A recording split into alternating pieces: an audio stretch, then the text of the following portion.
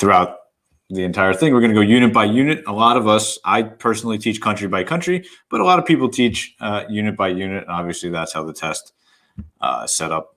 So, that's how we're going to do it. The stream is being recorded, and it might appear on our website, YouTube, or other public channels. So if you ask a question, your name will appear on the screen. Please change your name if you want to avoid this. Okay. So there's that. As always. What up, AP students? It's Amanda here from Fiveable. We are literally giving away $100 to pay for your AP exams to like 50 different students. How do you win? Easy. You just got to post about the AP experience on social media, on TikTok, Instagram, or Twitter. Use the hashtags YesWeCram and with Fiveable, and tag at Think Fiveable. So one person will win every single day, and this is how you can win. It is going to be a group of students who actually judge the winner. They will pick the winners, and this is how they're going to choose. It has to capture the AP experience. Do they look at that post and think like, that's 100% what this feels like? Is it creative? Is it funny? Does it have a really awesome song in it or really good use of some sort of meme? Anything? Do we see creativity and engagement? How many likes do you have? That literally is going to help you win. The more likes, the more likely you are to win. And then finally, does it incorporate Fiveable? Is it in the caption, what you're wearing, in something that you're doing? How have you incorporated Fiveable into it? So this is how you can win. A couple of quick notes. Make sure you follow Think Fiveable so that we can DM you if you've won. You can post as many times as you want. You can post today, tomorrow, every day, as many times during the day as you want, but you can only win once, so keep that in mind. And finally, some of our best social interns came from this contest last year. So if you're really awesome at social media and you're looking for an internship, show us what you've got because we want to hire you. So I can't wait to see your posts. See you on the flip side. Good luck on your exams. Talk to you later. Okay, so that is Amanda. She's obviously the creator of Fiveable, and she's saying, hey, we'll pay for your AP exams. What up, AP students? What up, AP students? It's Amanda here from Fiveable. I need to get to the next slide. Sorry about that. So, as Amanda said, you have the Twitter, you have Instagram, you have YouTube at Think Fiveable, and I would imagine, even though I'm too old to understand, I would think TikTok would be at Think Fiveable also, but I'd imagine if you can get to one or more of those, you can get to the TikTok one pretty simply. So definitely go over there and follow them and try and win that $100, or, it's always good for that. So we're at the last exam. Statistics is technically the last exam, but, AP Comp Gov is, the last day. It's also the best exam. So this is how we're going to do it. We got 5 hours. We have 5 units. So that's pretty much what we're going to do. And we have the FRQ tips. We're going to do some trivia. We're going to do some FRQ work, just so you're all caught up and all good for next week. Okay? So let us go.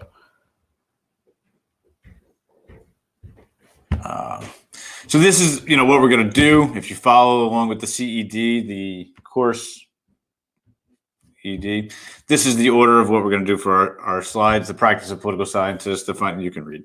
And we'll go over all that stuff so you can keep track of everything. So we're ready to go. I hope you're ready to go too. I'm excited. It's so nice to have people here. That's really fun compared to the other stuff. So, here we go. The practice of political scientists. You have your empirical statements and you have your normative statements. Those are pretty much the first things that your teachers probably went over from day one. Your empirical statements are factual. They're objective.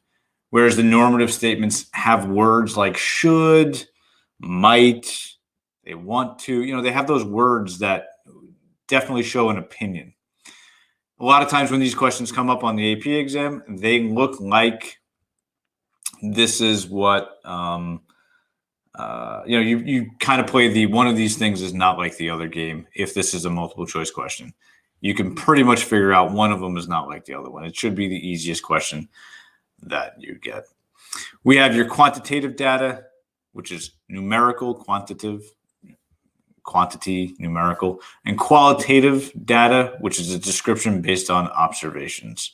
So this is what we see, this is what we have. The main ways we look through this would be the Human Development Index, the gross domestic product, or the GDP per capita. You might see one, you might see the other.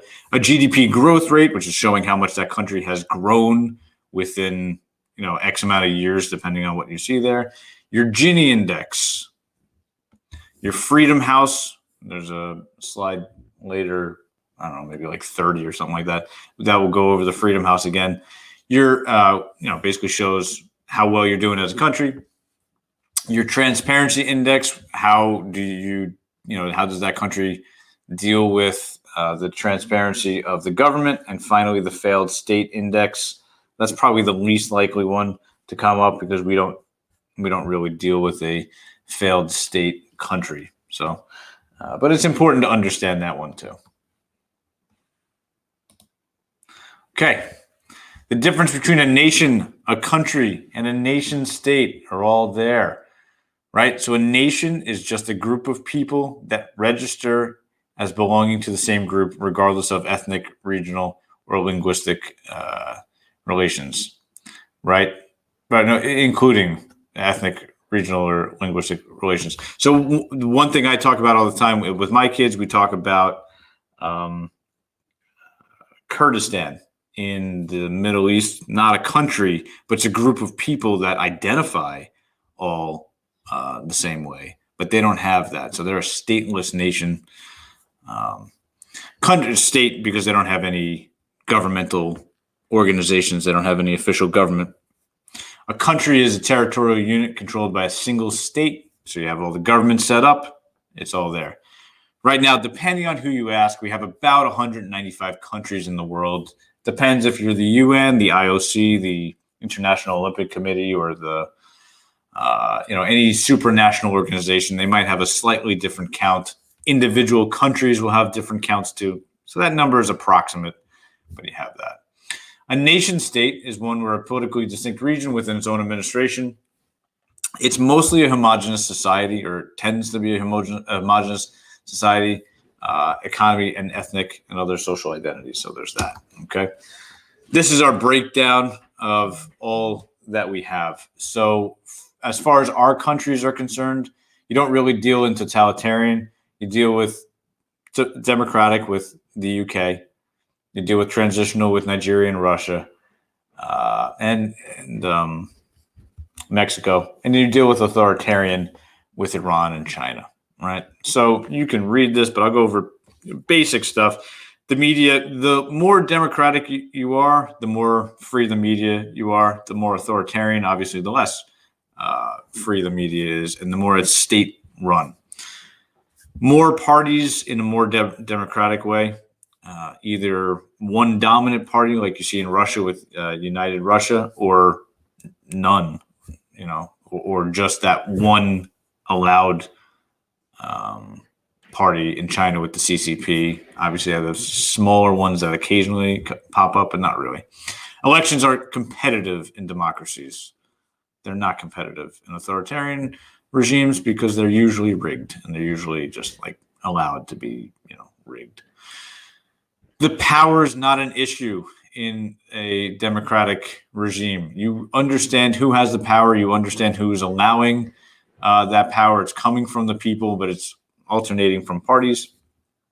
And then the further you go down, the less the power helps with the people. Ideology, you can't have many in a democracy, but what you see in some countries is a couple of main ones, and then it obviously goes down. Constitution, civil liberties tend to be protected in democracies, not protected, if any, in authoritarian regimes. Lots of interest groups, lots of people coming together and saying, hey, this is what we care about. We want to talk to people about this. We want to get people together about this because we want to fix the country and get this done. Not happening in your authoritarian China, right? People are not getting together and realistically talking about what needs to happen and trying to change that stuff. without being highly looked at. The economies are much less governmental controlled in a democracy, whereas in the authoritarian, it's much more state-run. Even though it says partly, it's usually a little bit more than that.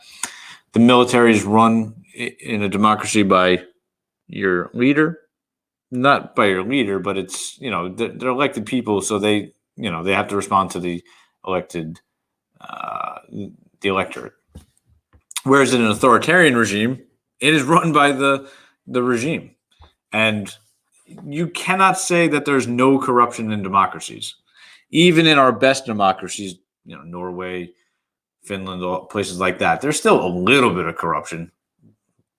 But there's seriously more the more we go, the further we go down the authoritarian way. Okay. So how do we go from an authoritarian regime to a democratic regime? There are lots of different ways. Before we even get to that, the transition from authoritarian regime to a democratic regime, the closer you get to the democratic regime, it's called an illiberal democracies. Illiberal democracies are going to be missing one of these bulleted points, right? So let's go through the bulleted points. More competition, more fairness, more transparency in election regimes. If you have all that stuff, that's a really big part of a democratic regime. More people participating in policy making, interest groups, stuff like that. Universal suffrage for adult citizens, trying not to limit who can and can't vote. The more you have of that, the more likely you are to be a democracy. A greater governmental transparency. We said transparency before in the elections, but also in the day-to-day aspect of the government. That's going to be really important. Protecting your civil rights, protecting your civil liberties, the government doing that. Important. Equal treatment of citizens and establishment of the rule of law, not rule by law. We'll go over that in a minute or somewhere along the line. If you're missing like one or two of these, then you're in a liberal democracy. That's just kind of how that works. So you can be a pretty good democracy, but if you don't have, and this is the one that comes up the most, free and fair elections, you're in a liberal democracy. Easy to remember, that kind of stuff. Okay, where do people get their power? Well, it can come from a couple different places. It can come from the Constitution of that country. It can come from religion, as you see with Iran. It can come from military force, which you saw in the 60s through the 90s in Nigeria. It can come from their own political parties, the legislature, or the popular support, and that varies from country to country. But that's kind of the main ways that you get your power. Okay, so even though I went over a bunch of these, which with each individual state, here's how we have the that's not supposed to say title. It's supposed to say if they have a constitution, where they're getting their power from, and who is the power, right? So the United Kingdom, it gets it from the tradition or the Magna Carta, because there really isn't a constitution. But then currently now it went from Theresa May to Boris Johnson through an election. In Mexico, they had many revolutions, and finally they had their constitution. And then in 2019, Nieto was replaced by Obrador by a regular election. Just how that happened. In China, you had lots of revolutions, and really the main one in 1949, but then you had a constitution, and President Hu gave up his power to President Xi Jinping in 2012 by the party mandate. And right now, President Xi Jinping is going to be president forever.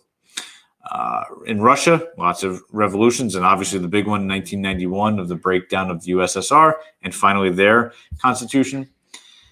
And technically, President Putin gave up power to President Medvedev, never pronounced that right, in 2008. But obviously, your teachers have all discussed how Putin has, just maintained power from 2000. And it looks like now he's going to retain it through like 2036 or something like that. If there is a question on the AP exam in regards to Russia and the president and I can't imagine there being one about terms, because just flat out, it just keeps changing. You can bring that up in the FRQ, stuff about that, but I wouldn't be too worried about a particular question about this on Russia, just because I just don't see that happening. Nigeria, obviously all your coups, all your revolutions, and then your constitution, eventually 1979, 1999, excuse me. I flipped 79 and 99. But the last, from 2000, you've had a bunch of democratically elected presidents, and the last one went from Good Luck Jonathan to President Buhari in 2015. So you're seeing that transition be good. And then finally, Iran has their constitution in 1979. President Ahmadinejad gave up power to President Rouhani.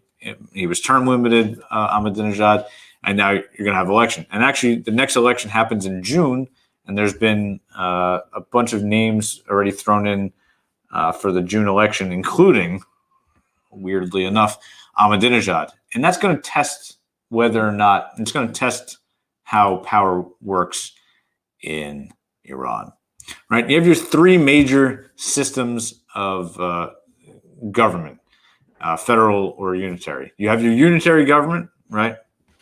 Which is everything's coming from one central government. It controls everything. It's not really shared between the states or the counties or the provinces. The main country power government tells you what to do. This happens in China. Obviously, it happens in the United Kingdom, but then you add in that devolution aspect of it, right? Confederation is not relevant to this class in the sense of we don't have a confederation country that we deal with, but it's easy to remember with the Confederate States of America. You have a weak national government, and you have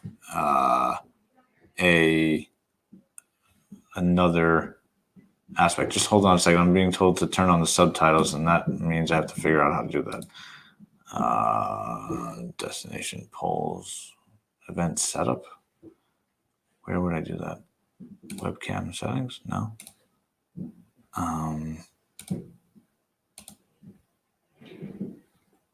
Iran had a revolution. I don't know how to turn on the. I don't know how to turn on the.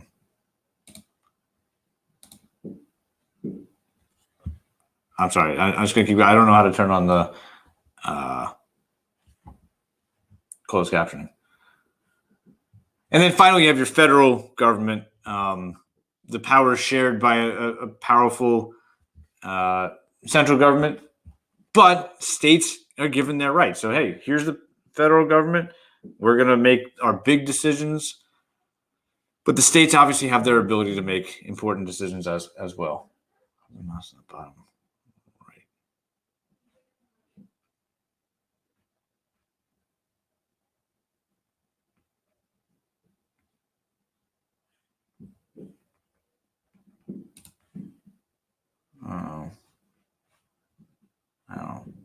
I'll keep going. I don't see anything in the bottom right. And setup. So we just went over this before. Those are your basic federal.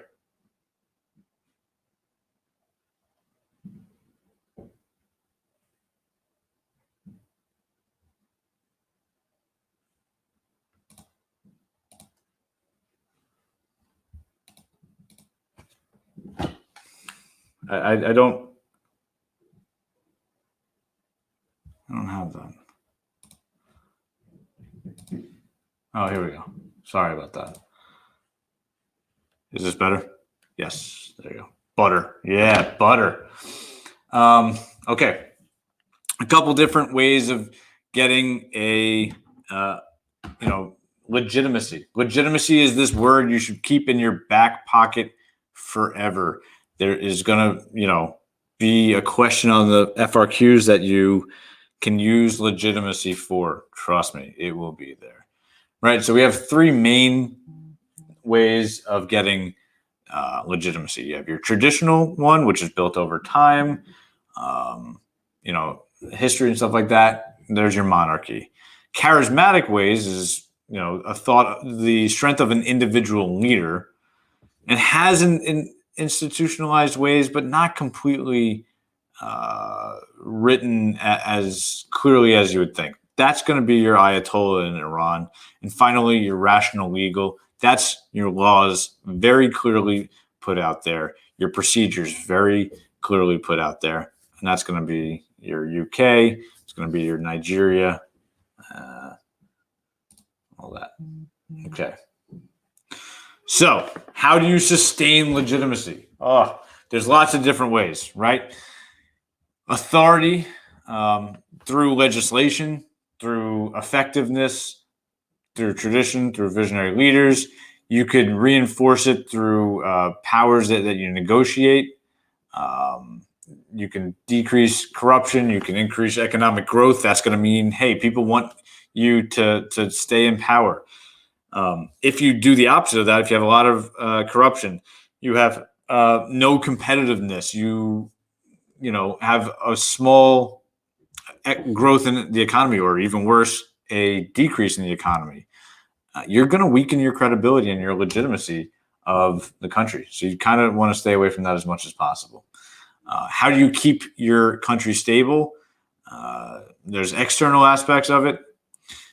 There's the way that you respond to things like mass protest movements. So if you saw in Russia after the last Putin election, that made more people question everything. If you saw in 2009 with the Green Revolution in Iran, that made more people question it because they saw how their governments dealt with mass protests.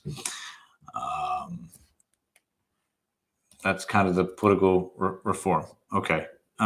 So I'm going to give you a little bit of time, right, to do this, and I'm going to share with you what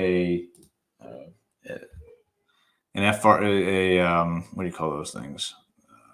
A Google link so you could fill this out. I don't know how to embed this, so I'll just do this right now.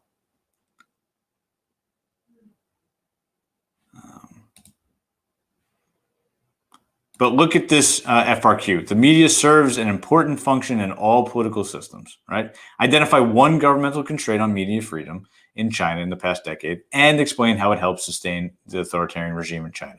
Explain why China. So that's your first part. Now, look, there's a couple different ways to attack this. There is a constant back and forth between graders about, can I do A, B, C, D, E? Should I not do A, B, C, D, and E? And overwhelmingly, people say do A, B, C, and D, and E because it helps the reader see what they need to give you the points in that, right? It's a little less easy if you're just weaving your answer through a paragraph or so. So do that A, B, C, D, and E when you're going over and writing your exam tomorrow. Remember, you can get partial credit. That's really important. So do that as much as possible. And I'm sorry, I'm just going to give you, I have to create this. I didn't know how to do this.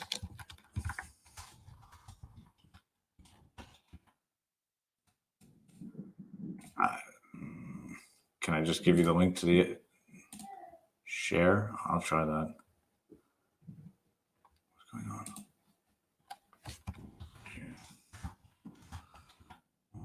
Save. I'm going to share it to anyone. Editor, no.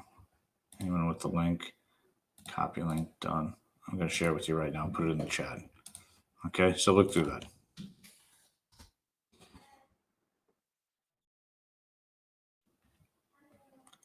So look at those.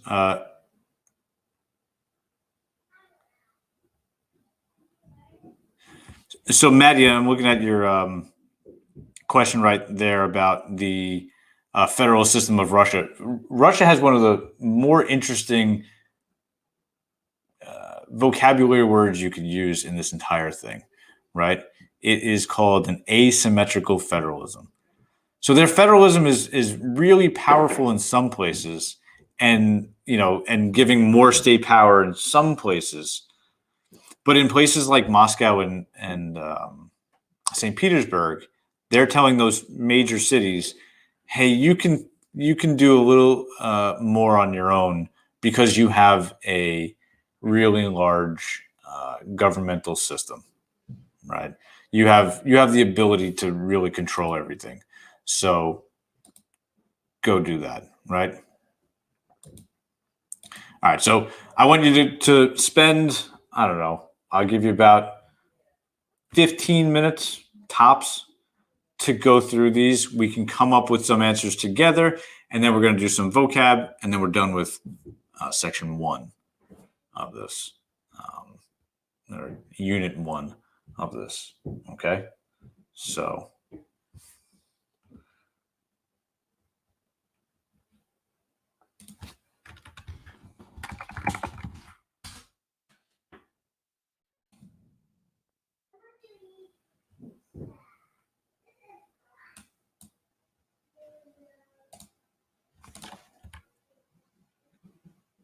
I write the FRQ with A, B, and C. That's how I do it. That's how I tell my students to do it because I think that's the best way of doing it. Oops, sorry. And while there is some disagreement with that, with some other teachers, for the most part, that's how we agree. So I put up the thing right there.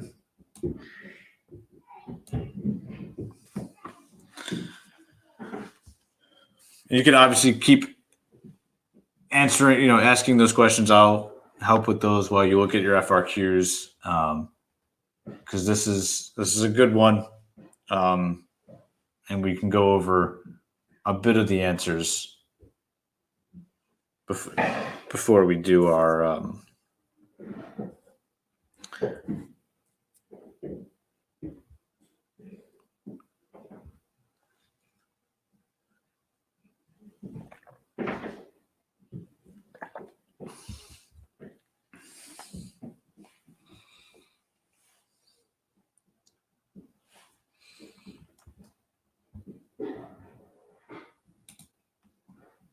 oh man, I love seeing this right now.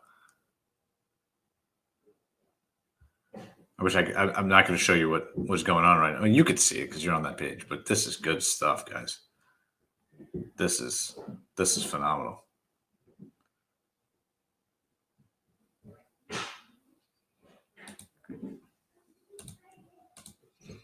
For an FRQ like this, you should be looking at about 20 minutes or so, maybe 25.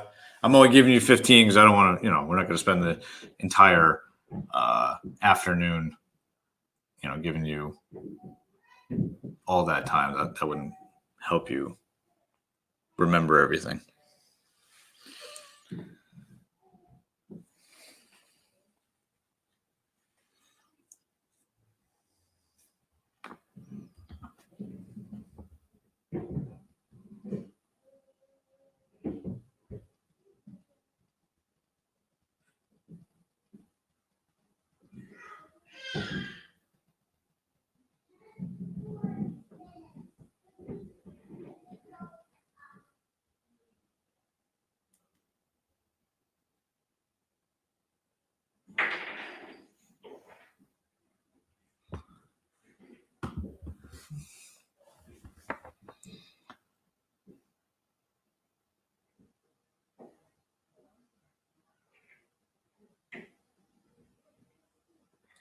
Is bias towards a candidate a constraint? Maybe you could write that the opposite way of, or you could explain how bias towards one candidate is a constraint towards other candidate. You know what I'm saying there, Blake?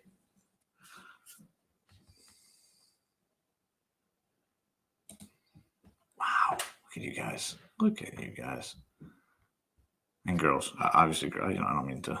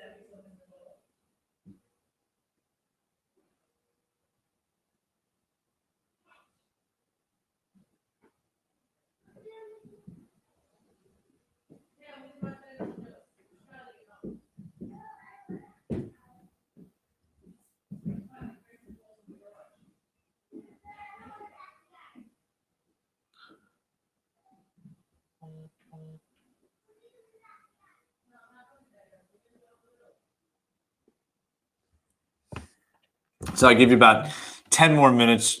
From what I can see in this, you guys are writing really well. Obviously, some of you are up to E already, which is great.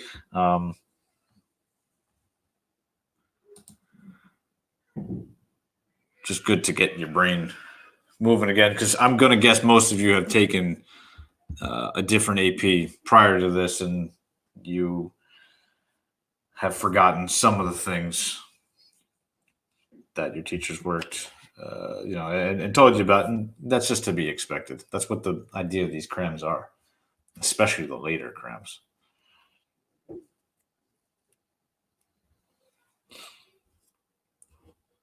I'm guessing stats is tonight.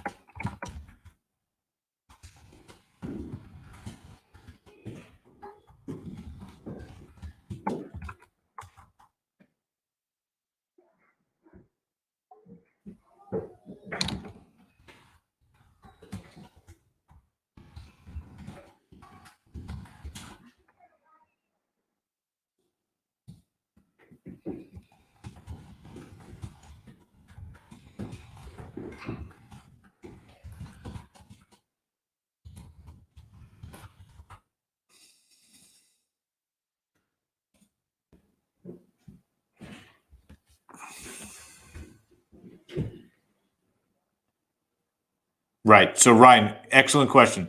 And we'll definitely do this in a minute. But really important to see is they're asking you two different things in part A. Identify one governmental constraint of media in China, and explain how it helps sustain the authoritarian regime in China. That's a 2-pointer, right? And on this exam, you can get 1 point. And that's good. So you can get 1 point. You can't get to 2 points. Obviously, you can get, but we're not even going to talk about getting 0 points. We're here to get lots of points. But yes, you can get the 1 point, because there's going to be something in here that the AP does this every year. They throw something in there that one teacher in the entire world went over.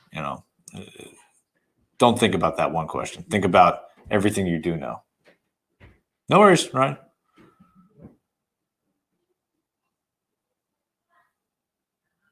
But really important to remember, and I'm not saying for this one or anything, keep the answer of legitimacy in your back pocket.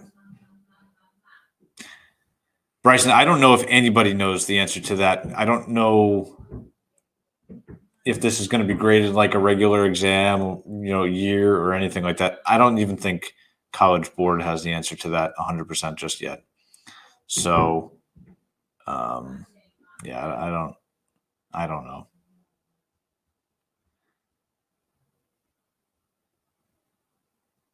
Because the big question is it going to be comparative? How are you going to say? How are you going to say the online people are similar to the test takers, the written people?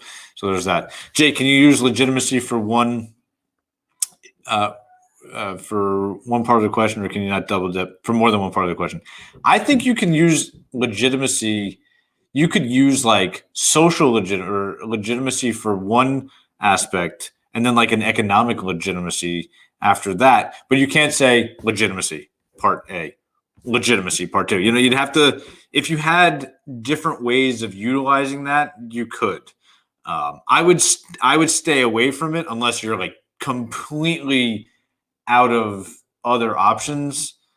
But I would stay away from it from double dipping unless you 100% knew.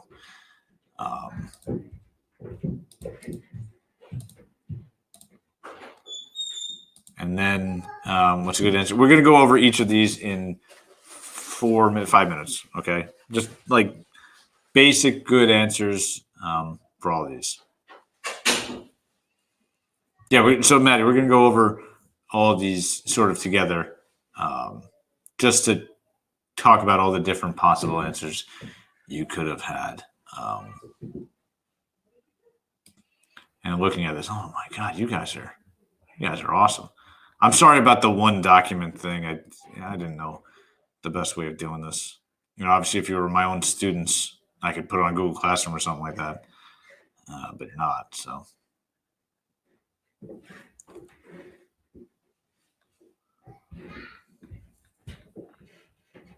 But I feel like today you are.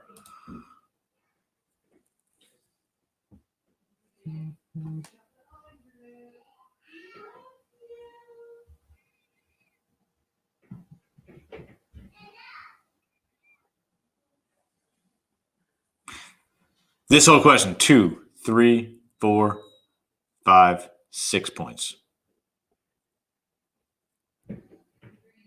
Yeah, I think that's good too. Especially if you're not using it to be like, oh, that's what she put for C. All right, I'm gonna put that too. But just to say, all right, that's a good answer too. Yeah, I'm not saying that's what you were doing, Al. I'm just saying, I'm sorry, Naya. I probably shouldn't be in the chat, but I just get it. Sorry. I'll let you answer first. I bet. I sent you an email though, Naya. Just check it real quick.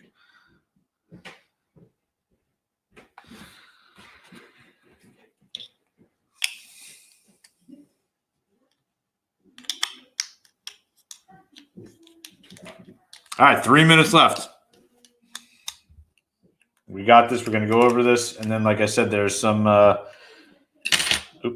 There's some multiple choice stuff. Me, I'm very old. I'm about 70.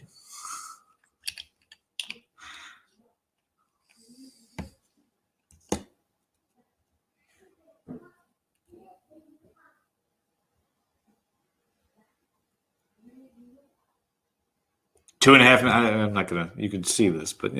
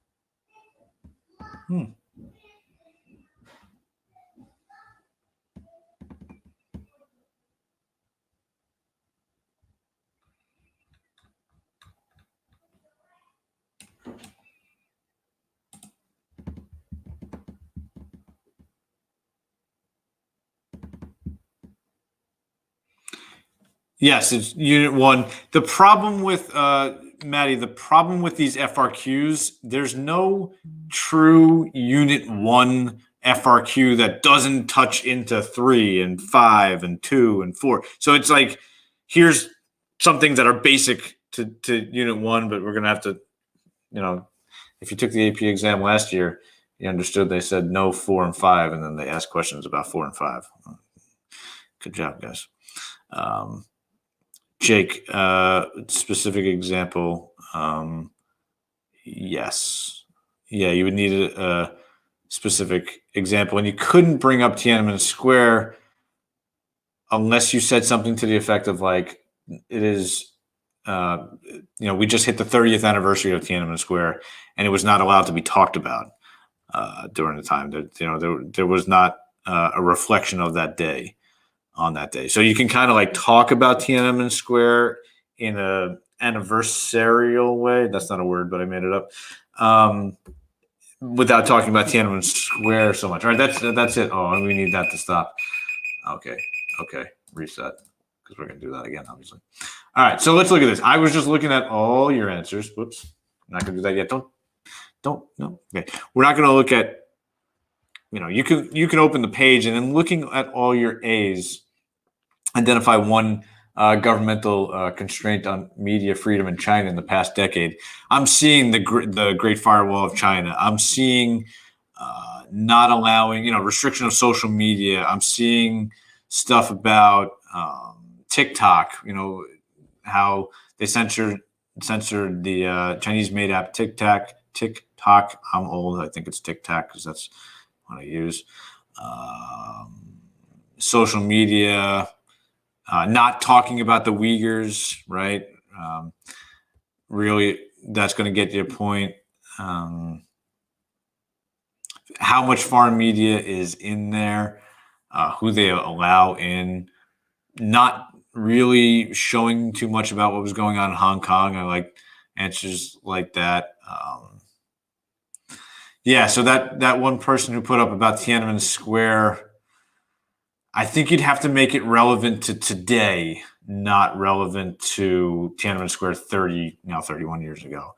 And if you did that, I think you can get those points for that, right? So that's part one of that question. Part two, how does it sustain the authoritarian regime in China? Well, for each one of those, you could talk about how, that limits the government from having, losing. I don't want to bring up whatchamacallit already, legitimacy, but it basically puts the government in control of everything. It controls how much information gets out.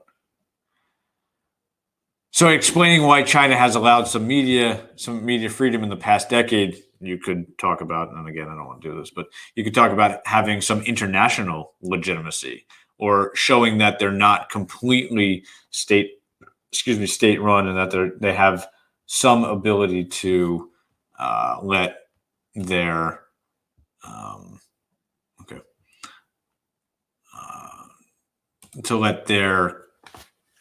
country, to let their citizens have some say. Yep.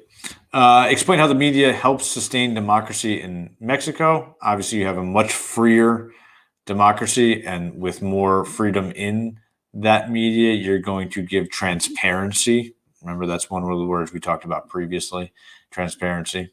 Again, for each one of these answers, you can kind of talk about legitimacy, but kind of think about the other answers first and then talk about legitimacy. Describe one non-governmental constraint on media freedom in Mexico in the past decade. So I'm just reading through your answers now. The danger that journalists faced, obviously a lot of deaths by the cartels, or covering the cartels would be an aspect. In the South, how the internet access is lesser because you have a poorer communities. I'm just reading all your answers to see to share with everybody else.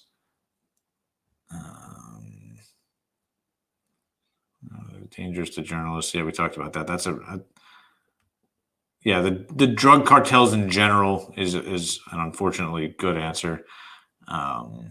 Yeah, that's kind of your best answers right there. And finally, E. Let me get back to E. Explain why democratic regimes place constraints on media. Go back to democratic regimes place restraints on the media to prevent the spread of misinformation, like fake news. Okay.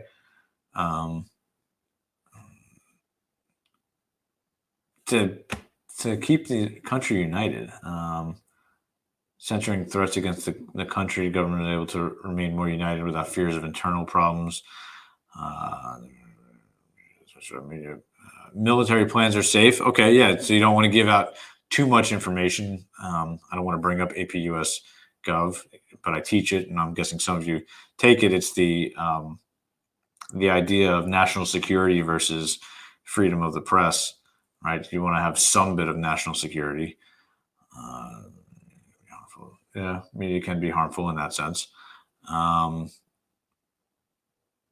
Less revolts against the community. All right, you guys got really good answers in this. Credible information, for example, the UK's referendum on determining whether or not they would remain a member of the EU. Okay.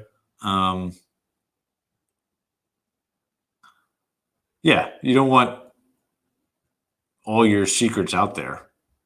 So you need to keep something a little bit behind the curtain. Okay, so the next thing that we're going to do, and I believe there's a link that maybe you can click, but there's definitely a QR code. There's going to be 5 multiple choice questions. Is there a country example that we could use, or are you asking should use? Because you don't need to use one, but if you're asking what's one country example that you could use, I mean, I guess you could look at, like, the first thing that came to mind was how in the UK, in the Ecuadorian embassy, Julian Assange is there, and they're not talking about his. Oh, should no. You wouldn't have to. You could. Now we're gonna go through each one of the things. Explain how the media helps sustain democracy in Mexico.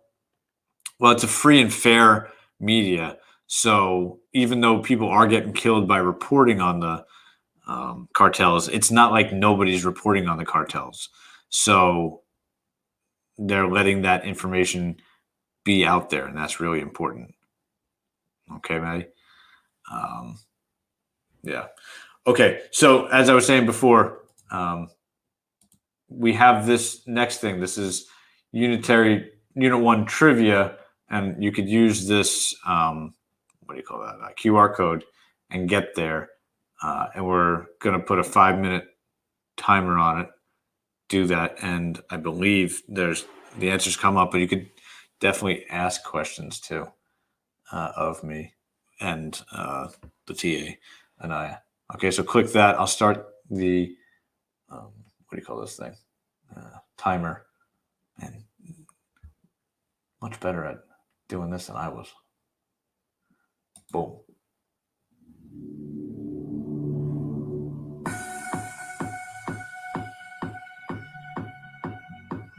Whoa. What? Yeah. How about I just send the link in the chat? Because I don't know how to do that.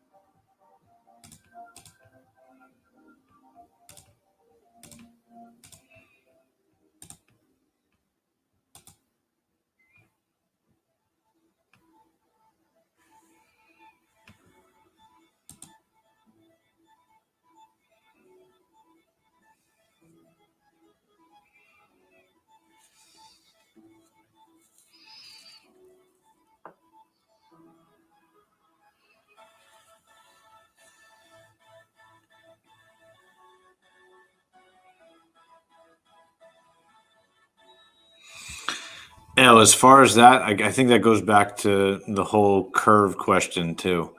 I don't know if there's a clear-cut answer to that this year. I don't know that anybody could definitively say there's an answer to that.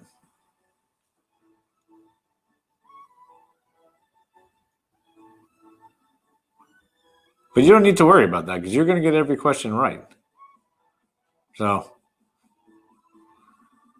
I mean, if you're just looking to get something wrong for fun, you're going to get everything right.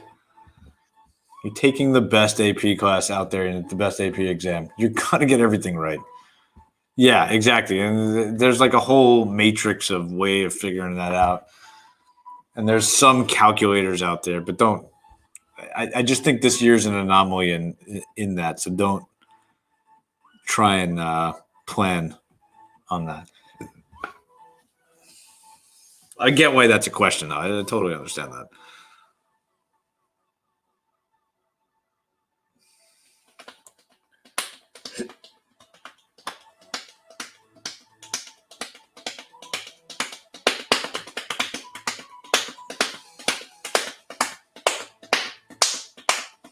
I kind of want to end gutter cleaning forever, by the way. All right. So, any of those questions that you'd like to go over as far as which ones you got wrong or which ones you didn't quite understand? Substantive democracy, Miriam, excellent question. That would be Anaya's rule right there. That's not going to be something that comes up ever.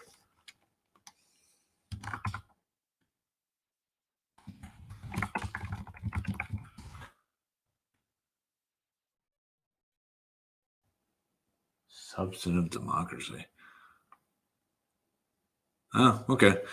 It's one where the government, the outcome of the elections is representative of the people. Could we go over question number 4? Countries that have democratic procedures in place but have significant restrictions on them are referred to as. Okay. So remember what we were talking about before.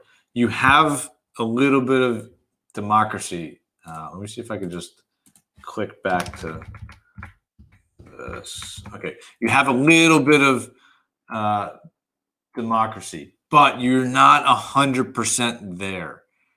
You're transitioning from that. And one of the things that is missing would be usually free and fair elections, but that would be an illiberal democracy. Illiberal democracies are missing something. Yeah.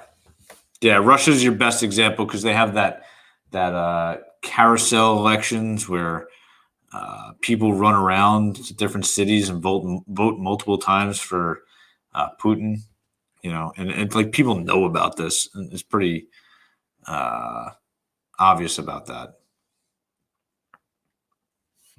So, and then you want to go over number 4. The state is the political, the key institutions of all that stuff. Yeah, Iran, you're going to look at it as a theocracy more than anything. Yeah, so Ricky, we're going to get up to that, in the next unit. I'm going to guess most of you, well, maybe not most of you, but a good amount of you learned AP Comp Gov with country by country. I would think most of you did that because that's really how most of us teach it. And then the AP is like, no, we're gonna test it this way, which is a lot of fun. Okay, so I'm ready to go to Unit 2. We're gonna take like a break between Unit 2 and 3, maybe not like a big break, but like a hey, get up and stretch break, right? Yeah, I've taught AP Gov country by country for almost 10 years now. Concept by concept is weird. but those who do it, it's good to learn it country by country and review it unitarily, or learn it unitarily and review country by country. That's a good trick that I learned this year. Okay, so this is all the stuff that we're going to go over. We're going to go over each individual system. That's what I thought. I really thought that went fast too. Ryan, I agree with you, but I get why other people do it other ways. If it's a semester, you do it the other way. Executive stuff, legislative stuff, judicial stuff. I've been teaching since the 80s, so Ricky, I don't want to hear it. Okay, Ricky. Parliamentary arrangements. Fuse is the most important word here. They fuse together, because I can almost guarantee you will see some question about parliamentary systems where they fuse the legislative and executive branches of government, where the national legislature choose and dismiss the house of government, the head of the government and the cabinet, right? So what you have in the UK is you elect your MPs, your members of parliament. You figure out which government is the majority party there, and then they select the prime minister. Now, beforehand, you know who's running to be prime minister, so in many ways you know who is going to get there. But at the end of the day, nobody voted for what's his name, Boris Johnson, to be the prime minister. Nobody, except for the members of parliament. There's not a single English, Scottish, Welsh, or Northern Irish. I don't think that's how whatever. Person who selected that. But there's a cabinet in the parliamentary system, right? And those people are they hold individual seats that are like I'm trying to think of Prita what her job is, but like for health and I'm thinking health and human services like the US, but health stuff or education stuff or things like that, right? So they're there. They can only be removed by impeachment. And then finally you have like elections for the president and the national legislature in semi-presidential regimes where they have prime ministers in the semi-presidential ones. In the presidential system, they're not elected. In the parliamentary ones, they are. Sorry about that. I was thinking about 10 other things at the same time. So here's how we kind of go down the list a little bit. Is the UK is parliamentary, obviously. It's really the only one that we talk about that's parliamentary. And then in Russia, it's semi-presidential. China is weird with that. Nigeria is presidential. Mexico is presidential. Iran is semi-presidential because you have the Ayatollah there as well, right? And we're going to go into the Ayatollah as a whole later. Okay, so let's go each individual countries. How come I didn't change the background for the United Kingdom? Parliamentary system in the UK, which is, as we said before, they fused the lawmaking, the legislative, and the executive functions because they select and they can remove the head of the government and cabinet. We'll talk about how later, so don't worry about that. I don't think you need to know each country's leaders' names, but if you're going to write about them, don't mess them up. Like if you're going to put it there, know it 100%, but then don't put it there if you don't know it. And then you have the presidential system in Mexico and Nigeria. Remember, Mexico is very similar to the U.S. and Nigeria is pretty similar to the U.S. too. Remember, never talk about the U.S., but it's good to understand their relations. They have a cabinet. They go right to the executive. And the only people that can remove them would be the legislatures, and that's through the legislative body, and that's through impeachment. Fixed term popular elections for the national legislature is important. And then there you have the head of state and the head of government. In the UK, the head of state would be the prime minister, and the head of government head of state would be the queen, and head of government would be the prime minister. In Mexico, the president of both are the head of state and head of government. And then you have Russia. Russia. Russia. We'll go into that a little bit more later. Kanishi. Sorry. There are elections for the president, and then the president nominates a prime minister. If you go back to 2008, when Medvedev, never get that right, became president and made Putin his prime minister, and then magically the prime minister was more important than the president. There's that. Yep. Wrong button. Executive systems in China, Iran, and Mexico. So Xi Jinping is the leader of literally everything, right? He's the leader, he's commander in chief, the military commission, the secretary of the Communist Party. He's the head of the Communist Party. He nominates other people who will help him out, but he is the big gun there. Right now, in Iran, it's Hassan Rouhani, right? That will end in a month or so, but not before the last administration of the test.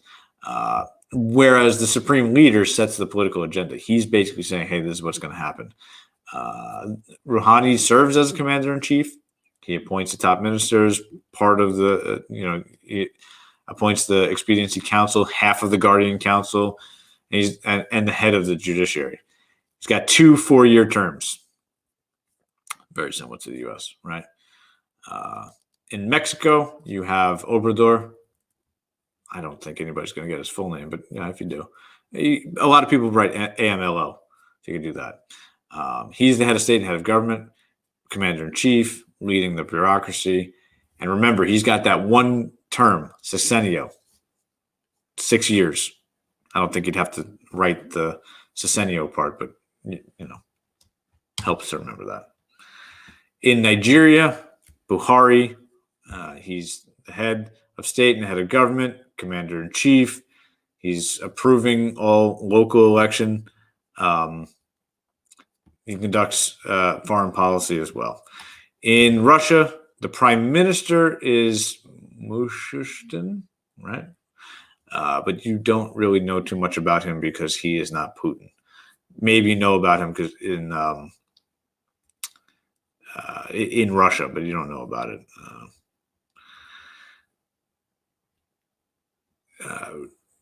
He is the head of government. He oversees the civil service. He's the commander in chief.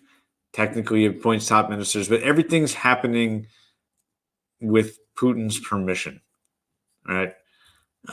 Whatever's written in the Russian constitution is different because of the way Putin manipulates it or deals with it, and has changed the constitution just in the last couple of years. And then finally, you have the United Kingdom, where Boris Johnson is the prime minister. You have him as the head of state. And, the monarch is the head of state. And then they have like this whole meeting where she finally comes in and says, okay, you're the prime minister, right? You have to have the largest coalition. The coalition could be either the majority party or the next largest party coming through with a minor party that's going to put them over the top and get them to the majority together. The snap elections are back. Just recently that happened. He sets foreign policy. He can have. He's the de facto commander in chief, and he's the chief executive over all the civil service jobs and activities. So let's look at this again in the. This is how it works for the executive system through all that.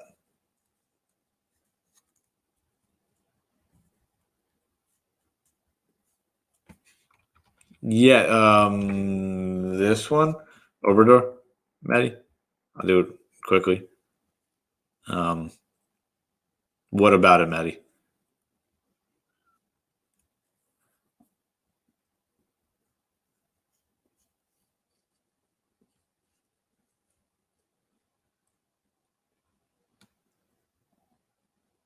Head of state, head of government. Okay, I'll stay here, Maddie, for like another minute, and then we'll get to the other ones. Okay. Oh, okay. All right. I mean, you could like probably screenshot it, stuff like that.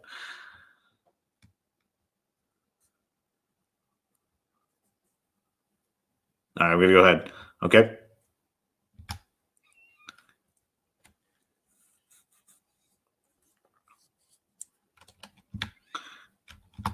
Okay.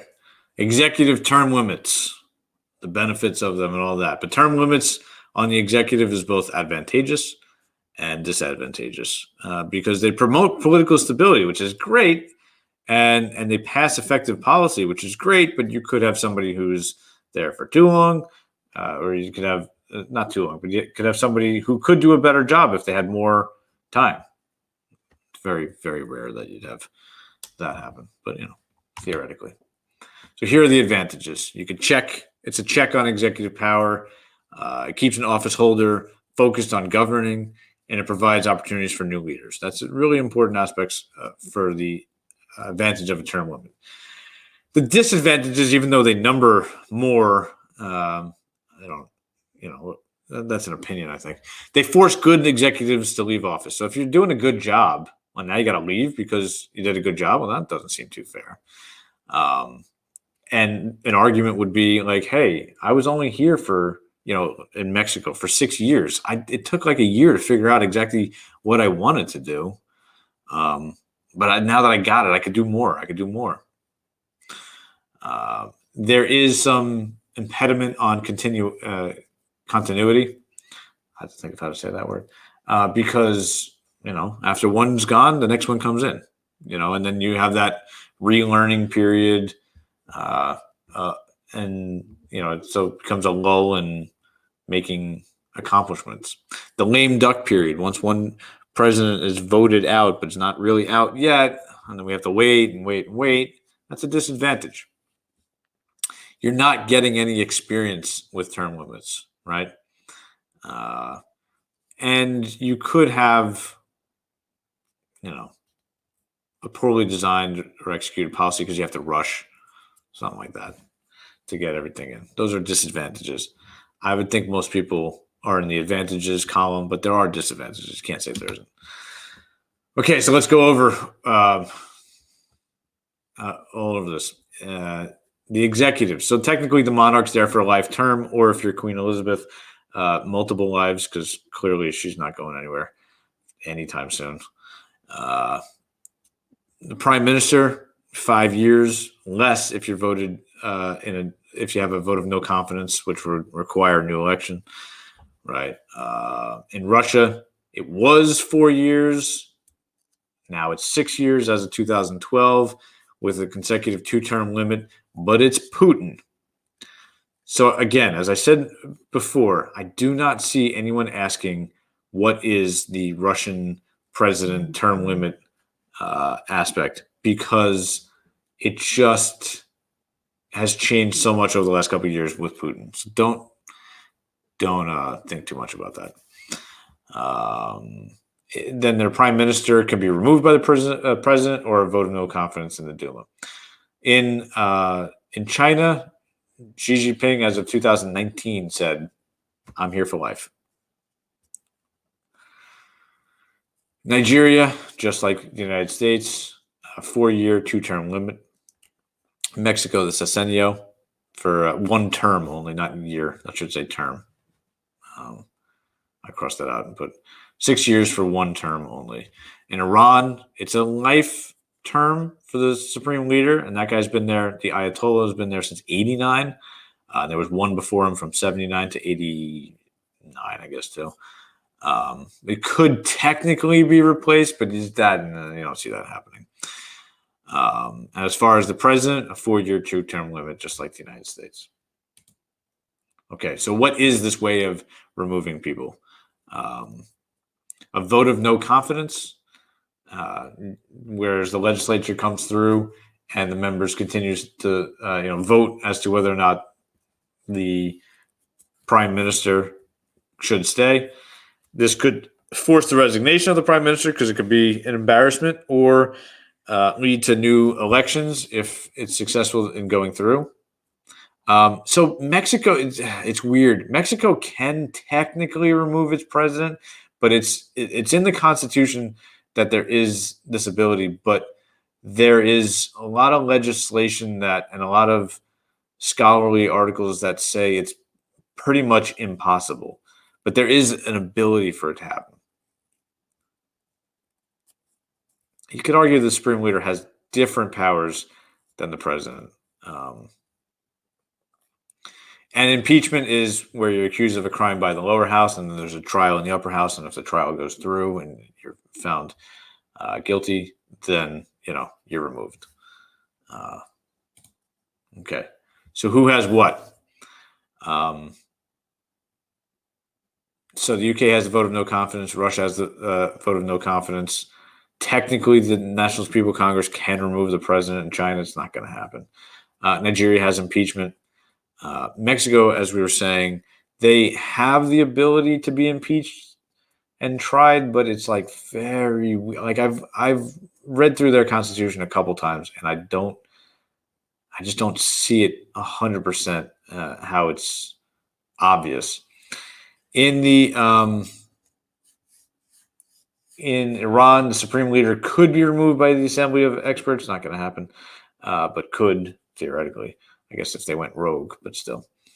And then in Iran, the supreme leader, the president could be removed by the supreme leader or legislature, and I would say that's more likely than the supreme leader being removed. Ooh, tough stuff here. The legislative system. You either have a unicameral or you have a bicameral system. Very simple stuff there. So how does this work in all the different houses? In the UK, through their parliament, you have the House of maybe, I don't know. The UK has the House of Lords, which is their upper house, and the House of Commons. Obviously, more stuff happens in the House of Commons. In Russia, you have your Federal Council as the upper house and the Duma as the lower house. China just has that National People's Congress. In Nigeria, very similar to the U.S., the Senate and the House of Representatives. And in Mexico, you have the Senate and the Chamber of Deputies, upper house and lower house. And Iran, you have the Majlis. I asked somebody to pronounce this for me last night. The Majlis. The Mali. I always call them Malis, but the Majlis. I hope somebody could tell me the right way, but don't worry if you can't. Okay. What's important in having an independent legislature? Yeah, I'm pretty sure about that too. What's important about having an independent legislature, right? That's going to reinforce, favorite word, ding, ding, ding, legitimacy, right? And stability. Because if you have a non-independent legislature, a compromised legislature, you're not going to have a stability. And the people of the country are going to look at this and go, you're not legitimate. So that, and they can enforce it by saying, hey, look, there's demand for this. We need this to change. So we're going to do something about it. We're going to have an open debating policy. So in the UK, you have your Prime Minister's questions, your PMQs, which I hope you had the ability to do in your classes this year. But with everything being online, I could see how that was difficult. That's the best lesson that all of the CompGov teachers do. Sort of trying to find compromise between factions, right? Between parties. They're going to try and find this middle ground. Giving out civil liberties, not just like Oprah style, but like, making civil liberties available. And then telling the executive, hey, you can't do that. That's a really important aspect of an independent legislature. So there's that. Okay, so this is a little difficult, and we'll go slow through this one. In the UK, I'm trying to think of if we should do the degree of independence first, or countries by country. But basically, China has no true independence. Russia, with Putin, you can't say there's independence.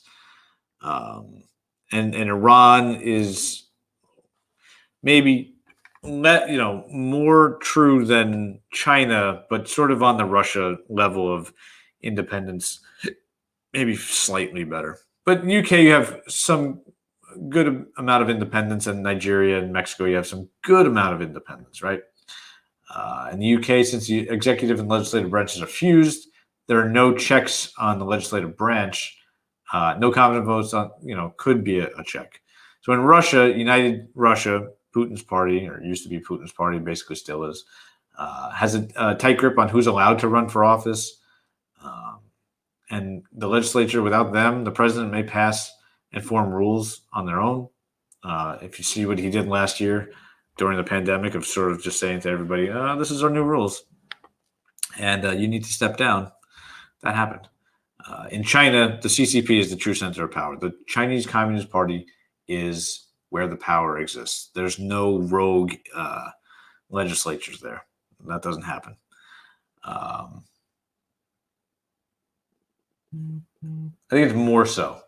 And then what we have with Nigeria is the president has the authority to issue decrees, but which is important.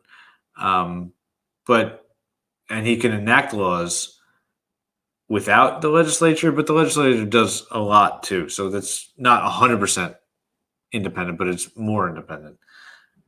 Mexico, same thing as Nigeria. And finally, in Iran, the supreme leader appoints the Guardian Council to monitor the majlis, and ensure the rules adhere to Islamic law. And by that, there's not too much true independence, because you do have this supreme leader looking over you and the Guardian Council looking over you. So you can't do everything, but you can do some things. So that does, that is a thing. The judicial systems. We're definitely taking a break at some point. Judicial systems. So for the longest time, the UK didn't have a Supreme Court, but in 2009, they were like, oh yeah, no, we're going to make one of those. But they have common law, and they do use the rule of law. So there's that. In Russia, judicial system, right? Courts have the jurisdiction of the governing branches. But Russia, right now, they use the government to target the judicial system to target dissidents. Think Navalny, right? I would think your teacher has spoken about Navalny quite a bit and all what's happened with that. And if not, we could talk about it a little bit. In China, rule by law. The judicial system is subservient to the decisions of the CPC. They control most judicial appointments, and we'll talk about what happens to them at the end. Miriam, we can do that in a minute, because it's not, always so clear. Nigeria. So Nigeria is interesting because it has the regular judicial review, the regular, the courts that have the independence and have the common law aspect, but then there's also the Islamic Sharia law courts up in the north part of Nigeria. So that makes for an interesting judicial system when you have two different types of laws being instituted. In Mexico, the judiciary is tough, right? They have the ability to have judicial review. They can do all these different things. They're trying to make themselves more competitive, but obviously what you've seen with the cartels is they kind of run the judiciary.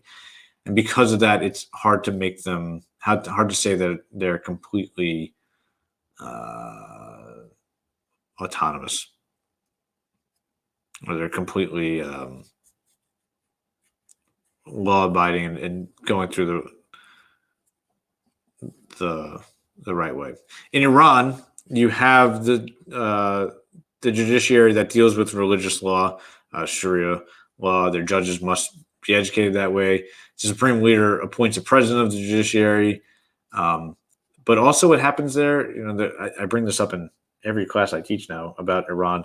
There was a great book about some Washington Post writer who was a food critic, but he was an Iranian who lived in Iran, and they arrested him because they thought he was a spy, and they treated him amazingly because they had no reason to be holding him, but they just wanted it to look like, hey, look, we have this person captive, but they really didn't know what they were doing, and the book lays out just exactly how there was no easy. A lot of weird things were happening. So why have an independent judiciary? You want to have checks and balances. You want to have rights and liberties protected for all people throughout the country and make it happen. Okay. You want the rule of law, and you want to maintain separation of powers, right? So how do we know whether or not there's judicial independence, right? It's not easy. So what kind of level of authority do they have over the other branches? How do they get their jobs? Are they appointed? Do they have to, are they there for life? Are they there for as a friend? Are they there only during the president's time? Right. So the length of judicial terms is a thing. If they're just there for as long as the president is, that's a little suspect. Do they actually have, and this sounds like a ridiculous concept, but do they actually have professional and academic backgrounds in the law? That's like a thing. In some countries, they don't have that. And how could they be removed? If they could be removed. Okay. So we're going to go through each individual country because, that's that. So the UK, not 100% independent because they can't declare anything unconstitutional. So in Russia, they are appointed and approved by the president. So Putin basically says, here's what we're doing. This is how it's going to be. Remember everything with Navalny, right? Navalny was poisoned. We don't know how he was poisoned. Everybody knows how he was poisoned. Then he was put in jail. And then he wasn't given the treatment that he was told to be given, right? Or that he fought for. I haven't heard about him in a couple of weeks. Makes you suspect. China has no independence, right? They do. Great name, Sean. Great spelling, too. The judiciary is either bound by the rule of law or what the CCP says, right? And at the end of the day, China's conviction rate is 99.3%. If you are accused of committing a crime, you're basically going to be convicted, right? 99.3%. Come on, get out of here. Okay. In Nigeria, they do have judicial review through the Supreme Court. But then it got changed in the 2019 elections and all this stuff. In Mexico, yes, there's judicial review, but credibility, a judge could lose their lives for sentencing a cartel person. So they have to choose, do I want to live or do I want the independence of the judiciary? And that's not as easy as a decision as one would think. In Iran, you have the supreme leader appointing court judges, so no real independence there. Sharia law practiced at all times, okay. In a theocracy, that makes sense. No real. The judicial review does exist. Can't be overruled. If you're a man, you only need one witness. If you're a woman, you need two. If you're a Muslim, there's one way of dealing with it. If you're non-Muslim, there's another way. So there's not too much that would be independent. Okay. Whew, we made it. Let's work on this FRQ. And then I gotta get something to drink. And look at this one. Bicameralism. Which one has a bicameral legislature? I'm still going to give you 15 minutes for this because C and D are going to be big aspects to do in there. And I'm going to share a document again. Let me share that document with you for a second. I'll just share a new one to you.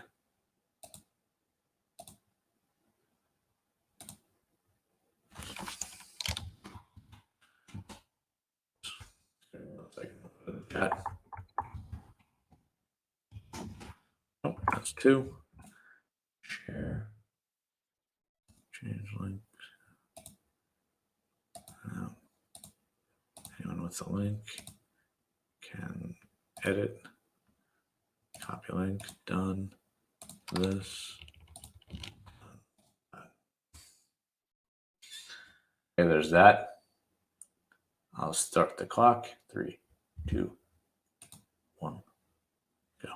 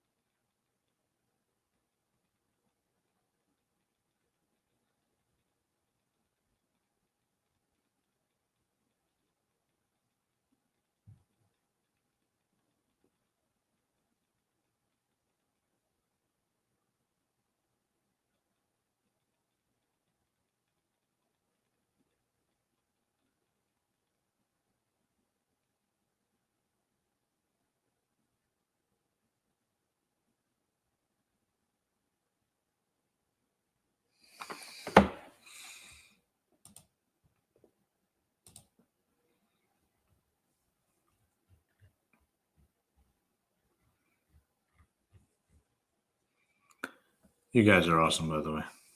I'm loving seeing this.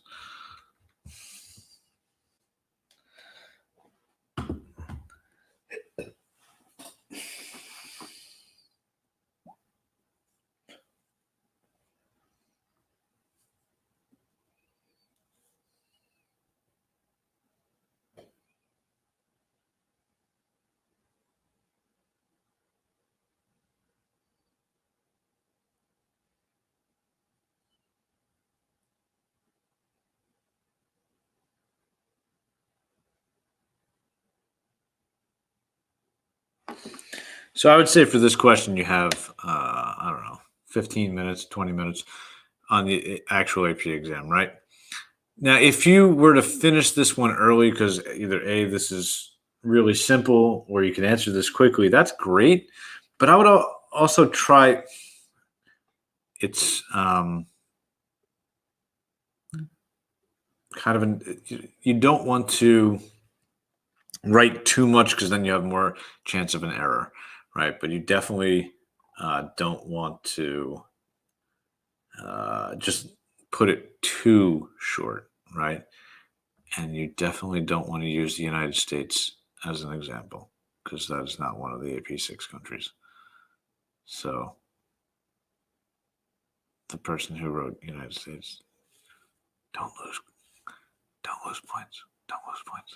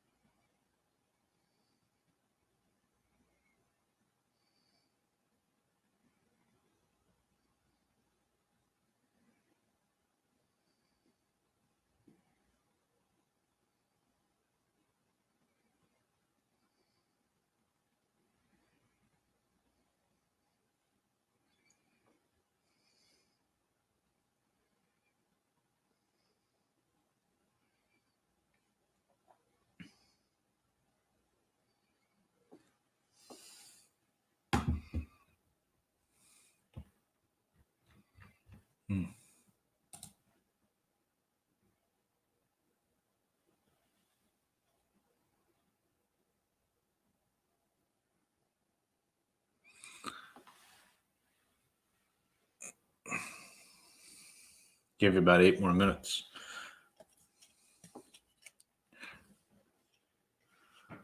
Ricky, every other AP class wants to be CompGov. No AP class can be CompGov except for CompGov. You ain't learning this stuff anywhere else. It's amazing.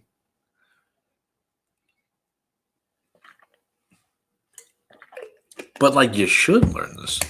That's the problem.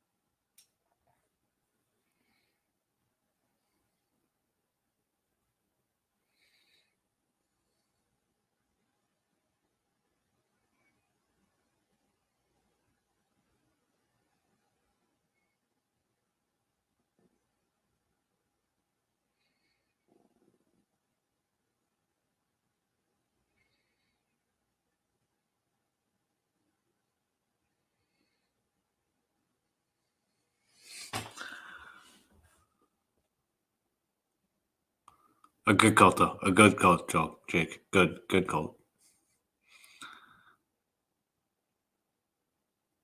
Yeah, it's like AP Japanese or AP like physics 17.32. Like it's one of those AP physics. Not that many people take this class, but it helps you when you do your college interview. You should interview at your college if you haven't gotten in or if you want more money and tell them about this class because not that many people take it.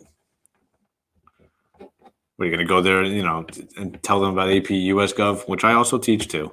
But they're going to have 90. Yeah, exactly. Look at this. We can have a conversation. That's important. You couldn't do that in the other ones.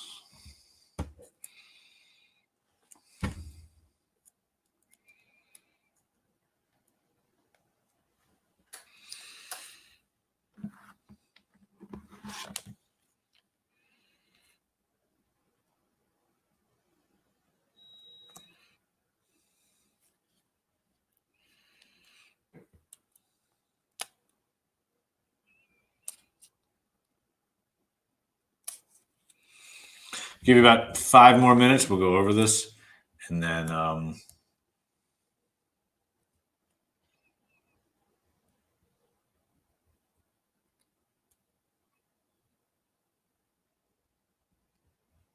yeah, that's a good answer, Naya.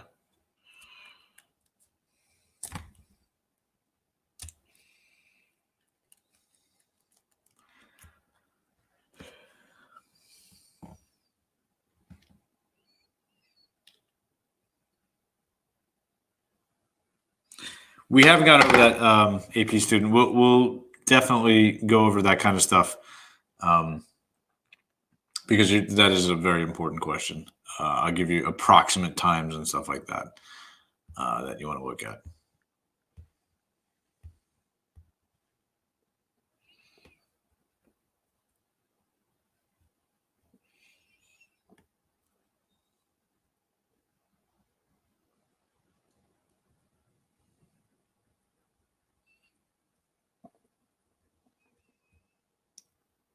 $55.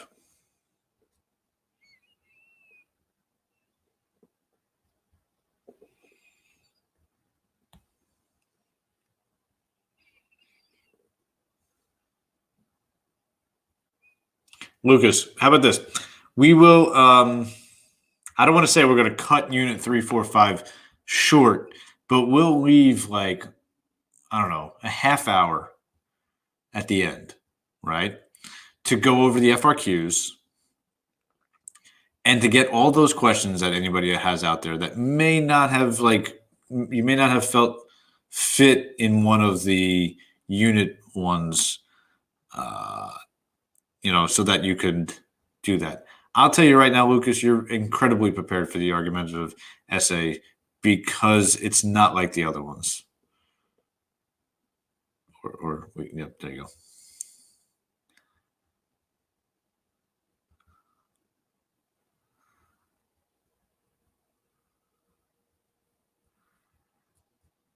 Okay, 3 minutes.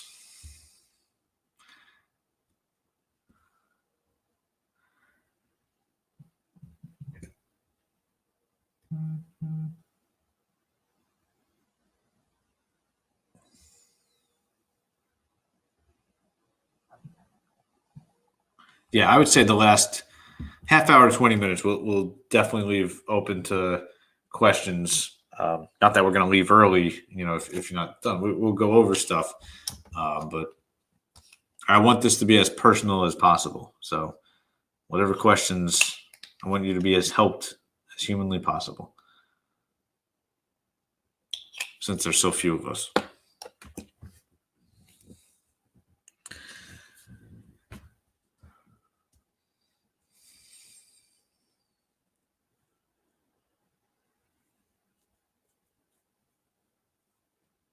Two minutes remaining. 2 minutes remaining.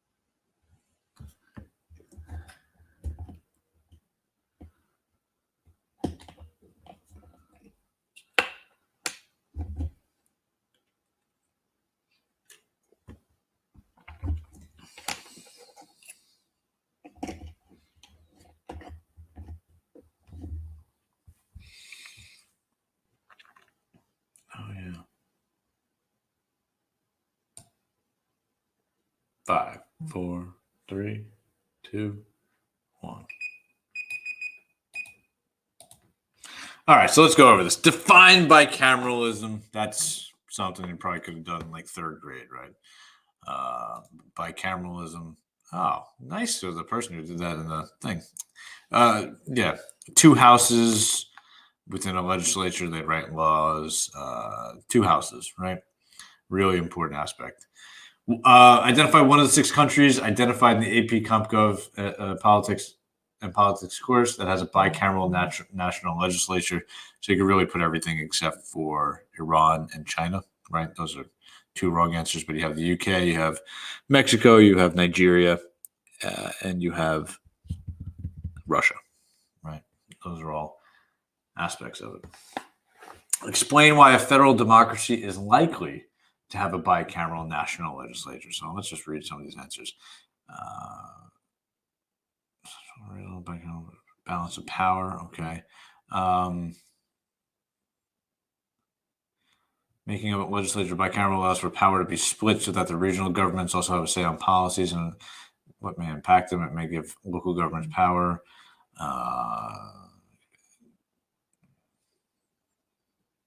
One house would represent, okay.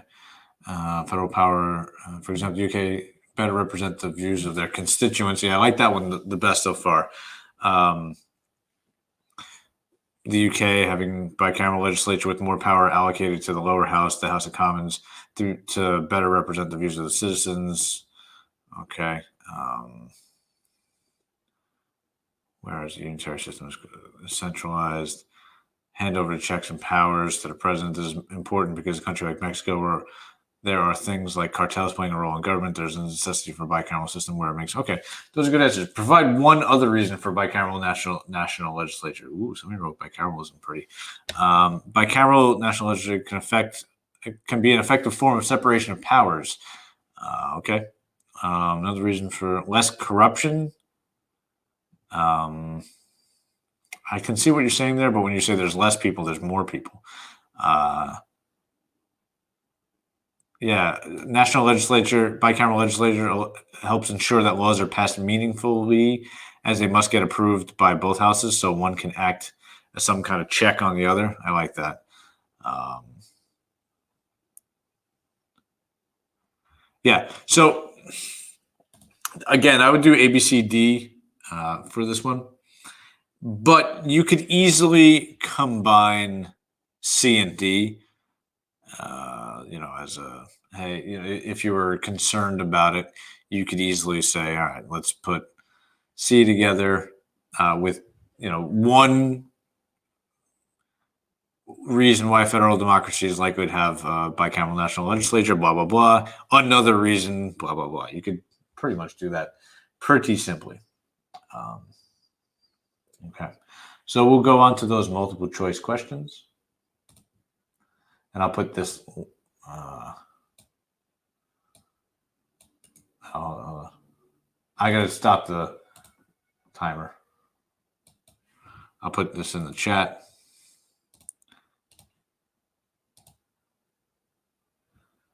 And I'll start the timer very shortly. Just have to redo it. Okay.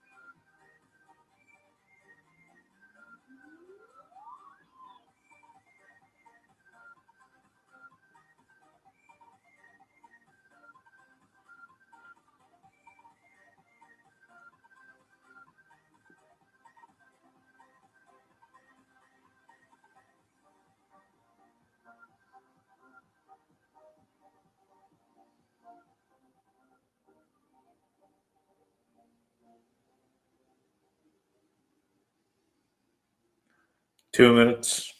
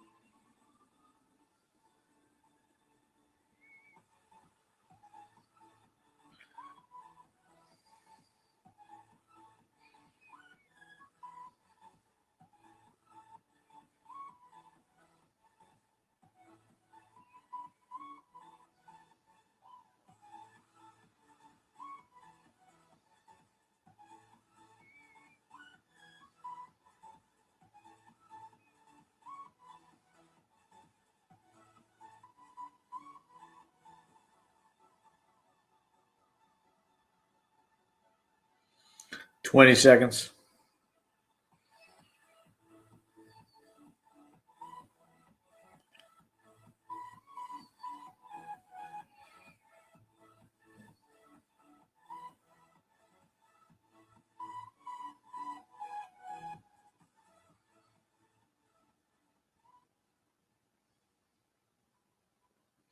All right, that's it. Let's look at this. Do you have any questions about any of these? 1, 2, 3, 4, 5. Any questions? Any questions? Any questions?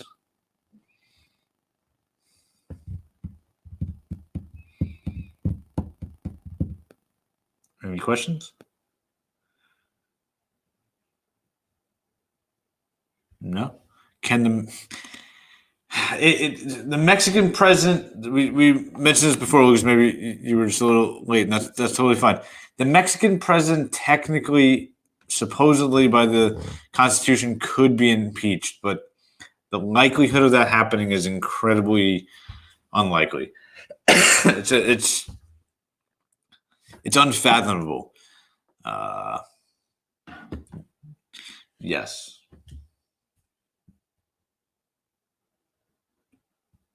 Okay, what does the House of Lords versus the House of Commons do?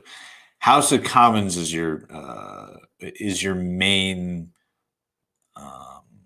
policy making part of the UK government, right? They are doing most of the work. The House of Lords occasionally, ever so often, will look over what is, put out there as law and kind of review it, but they're really not making policy. They're more of experts in the field. They're not doing much of anything. They can slow walk things and make it harder to happen, but it's not exactly it's not an upper house with a tremendous amount of power at all.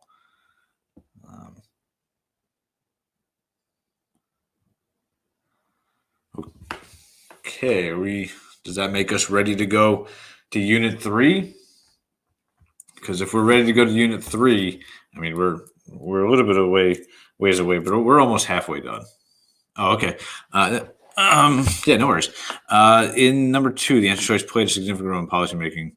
Wrong, because they play the only role. Okay, so one similarity between the Duma and Chinese National People's Congresses, both have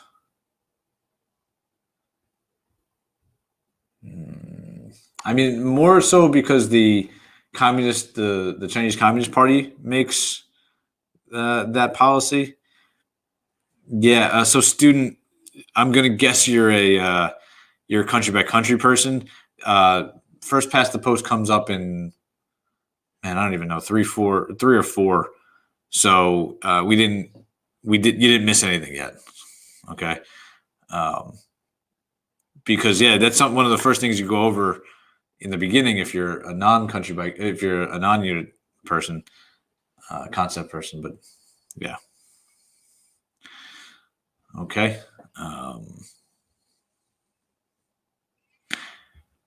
So Miriam, we're going to go over that in, let's see, the next one. But I'll answer that real quick. One party versus a dominant party. So one party means there's literally, like China, just the Chinese Communist Party, the CCP. Whereas a dominant party is like Russia, where the United Russia Party is winning most of the seats, but there are other parties winning some seats, not many, but they're winning some. There is the existence of other parties, but it's the dominant party. Okay. All right. So let's go over this. All right. Here we go. Civil society. Basically, how do you get involved with the government? If you're not running for office, right? So in one thing you have, it's voluntarily. Nobody's going to sit here and say you need to do this. It is 100% voluntary. So there might be local groups, right? Local groups that are dealing with local issues. There might be religious groups that are dealing with just religious groups. Neighborhood organizations. And I don't want to start listing stuff like the U.S. because that might confuse you. But being a part, we're on Unit 3 now. Nexus. News media, and business are ways that you could hear all these things. They're selected by the. I'll let Anaya answer that more formally than I was going to blabber. You could be a part of a professional organization that is like a MAD, Mothers Against Drunk Driving, or organizations like that have a good structure of all that stuff, right?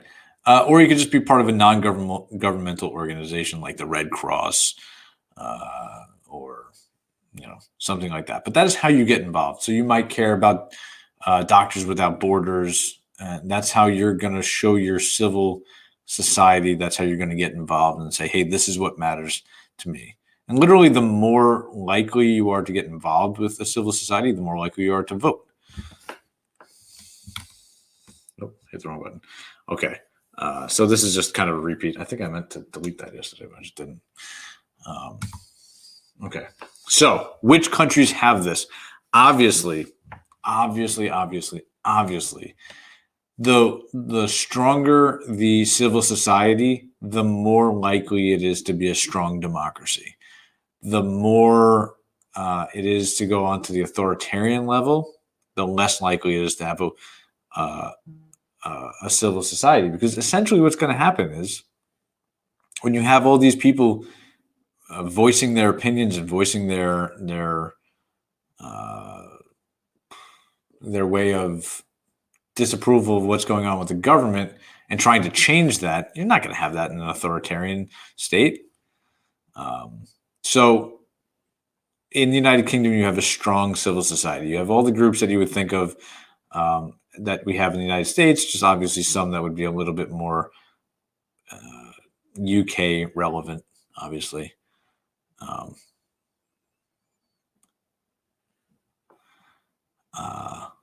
Okay, Ricky, yes, absolutely, yes. Because it shows that you're not,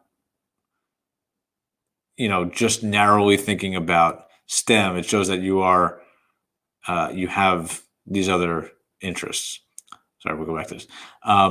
In Mexico, they're trying to become a more established democracy. So they want this civil society to exist. So they're going to keep putting it out there. Now, it's going to be more effective in the cities. It's going to be more effective in the north of Mexico, and less effective in the south because, they have their own issues in the South that they're trying to deal with first. And obviously, Nigeria, Russia, Iran, and China, it's weakened because you just don't have the ability to, either the government won't allow it or you have major poverty. So let's go over each of these as far as it goes. So China has either disorganized or just underdeveloped because it's not managed properly. They're trying to have more because of the economy, right? So when you have an economically liberalized China, you want to have more you want to have more voices, and you're going to have more voices. But when you registered, you have to register to be in a civil society. So you're not really going to be like, hey, China, we want to make it a democracy and we're going to try and bring you down. Here's my name and email address in case you are looking for me, right? Like, you're not going to offer that much information up in China. So you're only going to have more favorable civil society groups kind of do this stuff. In Iran, you have freedom of association, but you can't go against the Islamic criteria. You can't go against the Islamic Republic. There are laws against laws that monitor the activities, and there's just very little civil society in it. So historically speaking, if you remember, the PRI was the one party all the way up until 1999, 2000, right? And there was no other way of doing this. There was no other, you didn't have civil society. But once it transitioned, you got more people involved, you got more voices heard, and because of that, you had more civil society. In Nigeria, there's probably the want to have it in Nigeria, but you don't have the organizational capacity to do it. You don't have the ability to do it so much. You do have a lack of education issue in Nigeria. You do have quite a bit of poverty, which leads to lack of education. So there's that. In Russia, I don't know how much you're going to start a civil society if it's anything anti-Putin. You might do it from outside of Russia. You might not be able to do it inside of Russia unless you're doing like pro-Putin stuff. There were those mass movements after the 2016 election, but you don't. Was it 2016 or 2018? 2018 election, but you really don't see it too much anywhere else. Whereas in the United Kingdom, as I said before, it's very similar to here. You have, I think it was 900,000 different civil society groups. The United Kingdom is a pretty small country. So to have that amount is kind of a big deal. Okay. So what is political culture, right? What is political culture? This is kind of fun stuff. This should be Unit 1, but it's not. What are our ideals as a country? What are our opinions? Where do we want to get to? What is our traditions? And how do we want to be different from another country, right? So this could be different because of geography. This could be different because of religion, history, and what sort of rights have existed, what kind of things have happened to start with. Political socialization, right? How do you even become, absolutely, in the last half hour, we absolutely will, Nexus, how do you even get involved in politics? How are you learning all of this stuff about politics? Now, obviously, you could take a class like this, right, or AP US Gov, but the number one way is through your family. Your family is sort of socializing you in many ways politically, and that's important. And they might be doing it consciously or subconsciously. Schools is a really big way. Just, hopefully you're not being told, this candidate is good or bad. I would hope that's not happening. Social media is probably growing to be a strong number 2 and might even be a stronger number 1 than family lately. Religious institutions definitely have some aspect, your peers and your social environments. And because of that, a lot of those ways authoritarian regimes restrict. So your political socialization in those places, don't really exist much out of the state-run media. So that's a thing. Political ideologies, vary from state to state, country to country, but they're basically, groups that have sets of political values, and that define what the basic goal is, right? So here's a bunch of the basic ones: anarchism, anarchy. Yeah, we don't study a country that's anarchaic. No, that's not a word, but so basically, we need to get rid of government altogether, and if it needs to exist, it should only be voluntary for a little bit, right? Okay, then you get into your main ones. Your liberalism, different than the United States, has some similarities but different. There's a smaller role for the state in cultural and economic activity. They want personal liberties. In communism, social equity, restricted personal rights, and nobody has more rights than another. Land is the state's property. There's nothing that anybody owns themselves, and the state sort of is the only person or the only aspect responsible for development. Social democracy allows for private property and markets, but the government should be doing a little bit more than they were doing in liberalism, so just to make sure that the economy is successful. There's public benefits. So they have to be somewhere between a democracy and equality. And then you have fascism, which is, not too much independence, not too much equality, and just sort of rule by the leader. Okay, speaking of rule by, you have the political beliefs associated with the authoritarian regimes tend to rely on rule by law. Rule by law is where the state uses the law to reinforce the authority of the state. And basically, the state is just saying, hey, we're doing this the way we want to do this. Whereas other more democratic regimes rule of law, whereas the state gets limited by the rules. Ooh, mnemonics. I love mnemonics. I don't have any, though, for liberalism and social democracy.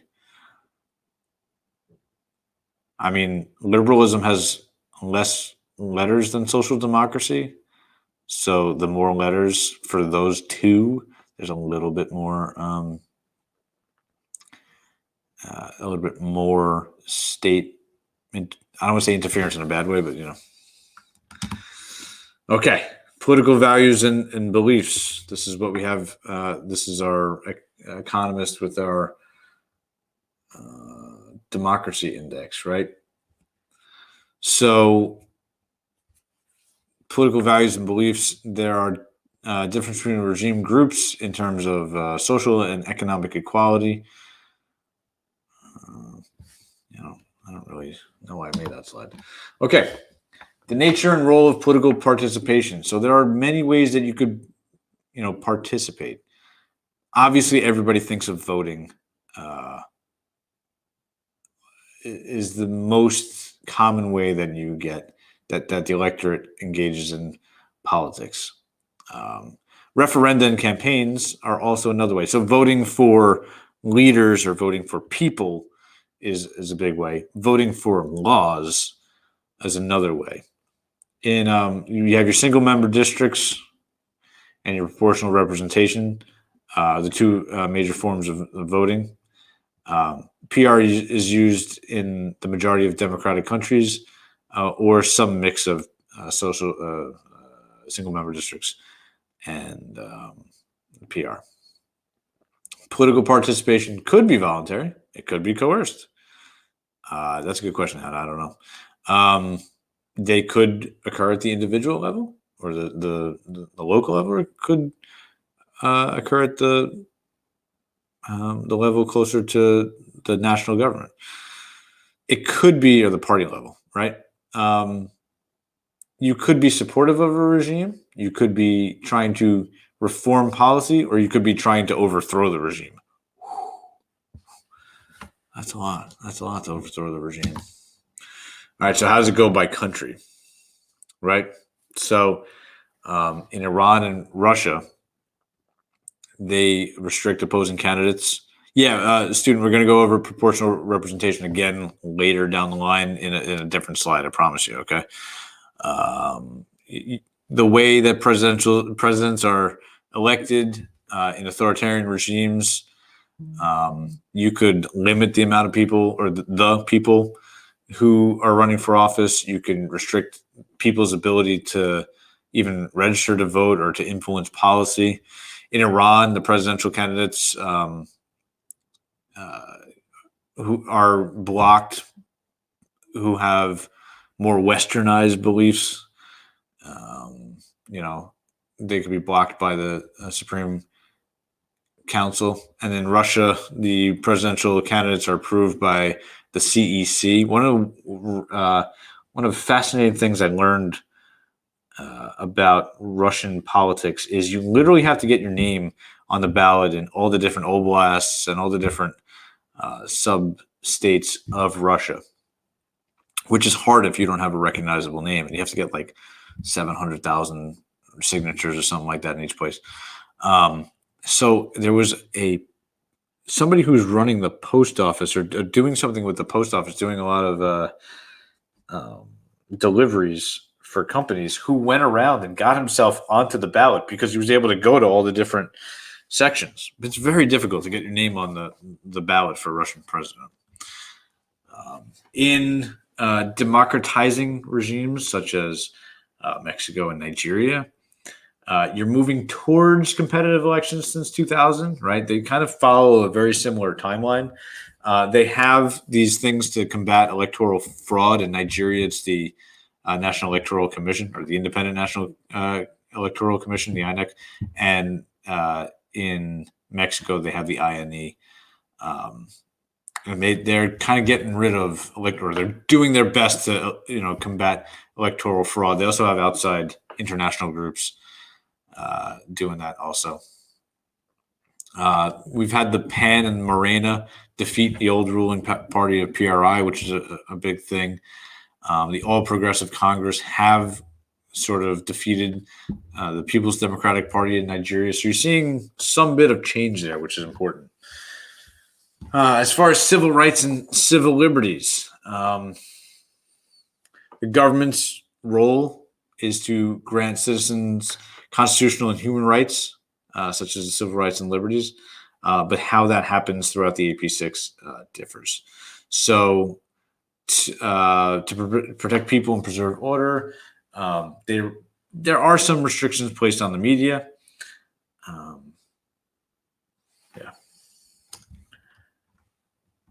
I don't think so, Ricky. I think no, I don't think so. That would be too much to ask. So if you look at this is the Freedom House. I mentioned about an hour and a half ago that this would come up. No, maybe 2.5 hours ago. So our not free countries would be China and Iran and Russia. Our partly free countries would be Nigeria and Mexico. And our free country would be the United Kingdom, as far as the global status in 2019, global freedom status done by Freedom House. So this kind of goes back to what our last FRQ question dealt with. Remember, no FRQ question totally deals with one of the units. It all changes. So when it comes to the media, you have the Great Firewall in China. which is saying like, hey, political dissent, and we don't know what you're talking about. In Russia, they have strict restrictions on things that go against Russian, what's happening in Russia on the daily.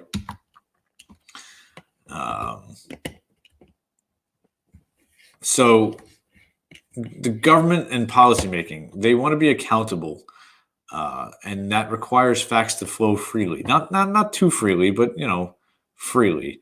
But totalitarian governments, they're not going to give out too much information. So this illiberal democracy comes up with Russia again. I would agree with you and I on that one.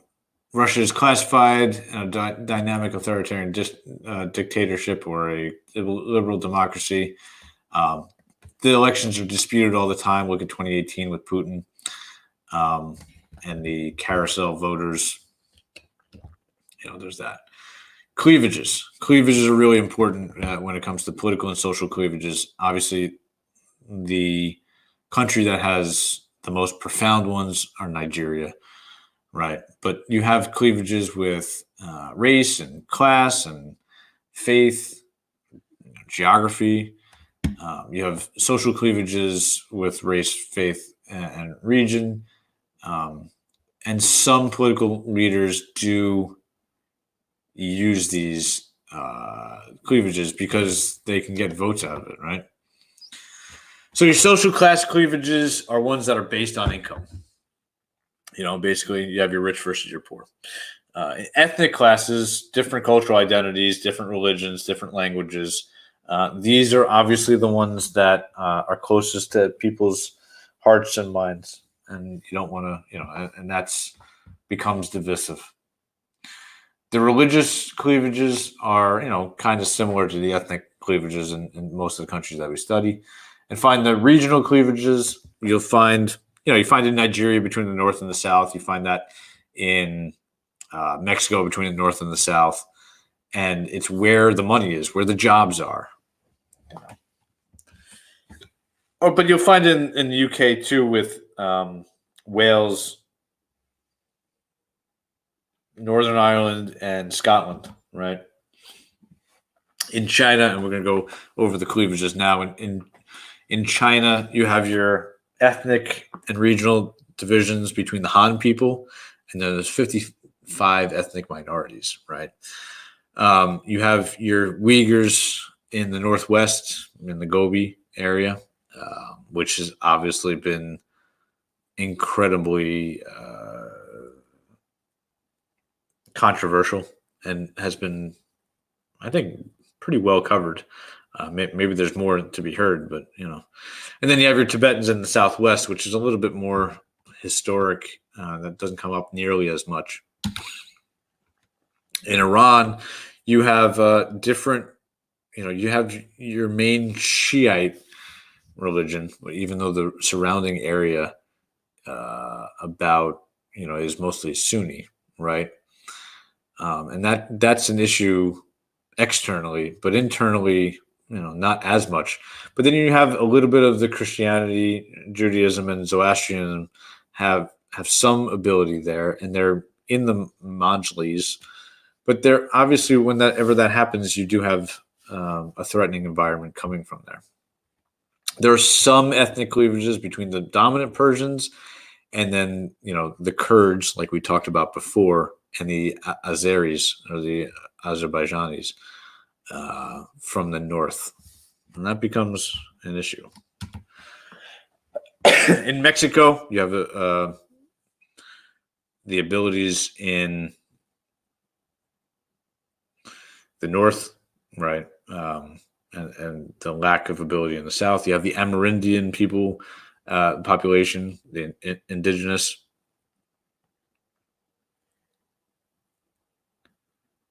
No, Ricky, they migrate to the north for economic activities. The north of Mexico, closer to the U.S. border, has more job opportunities because a lot of U.S. factories put their jobs literally right, 10, 20 miles from the border. So that's where you're going to get most of your jobs.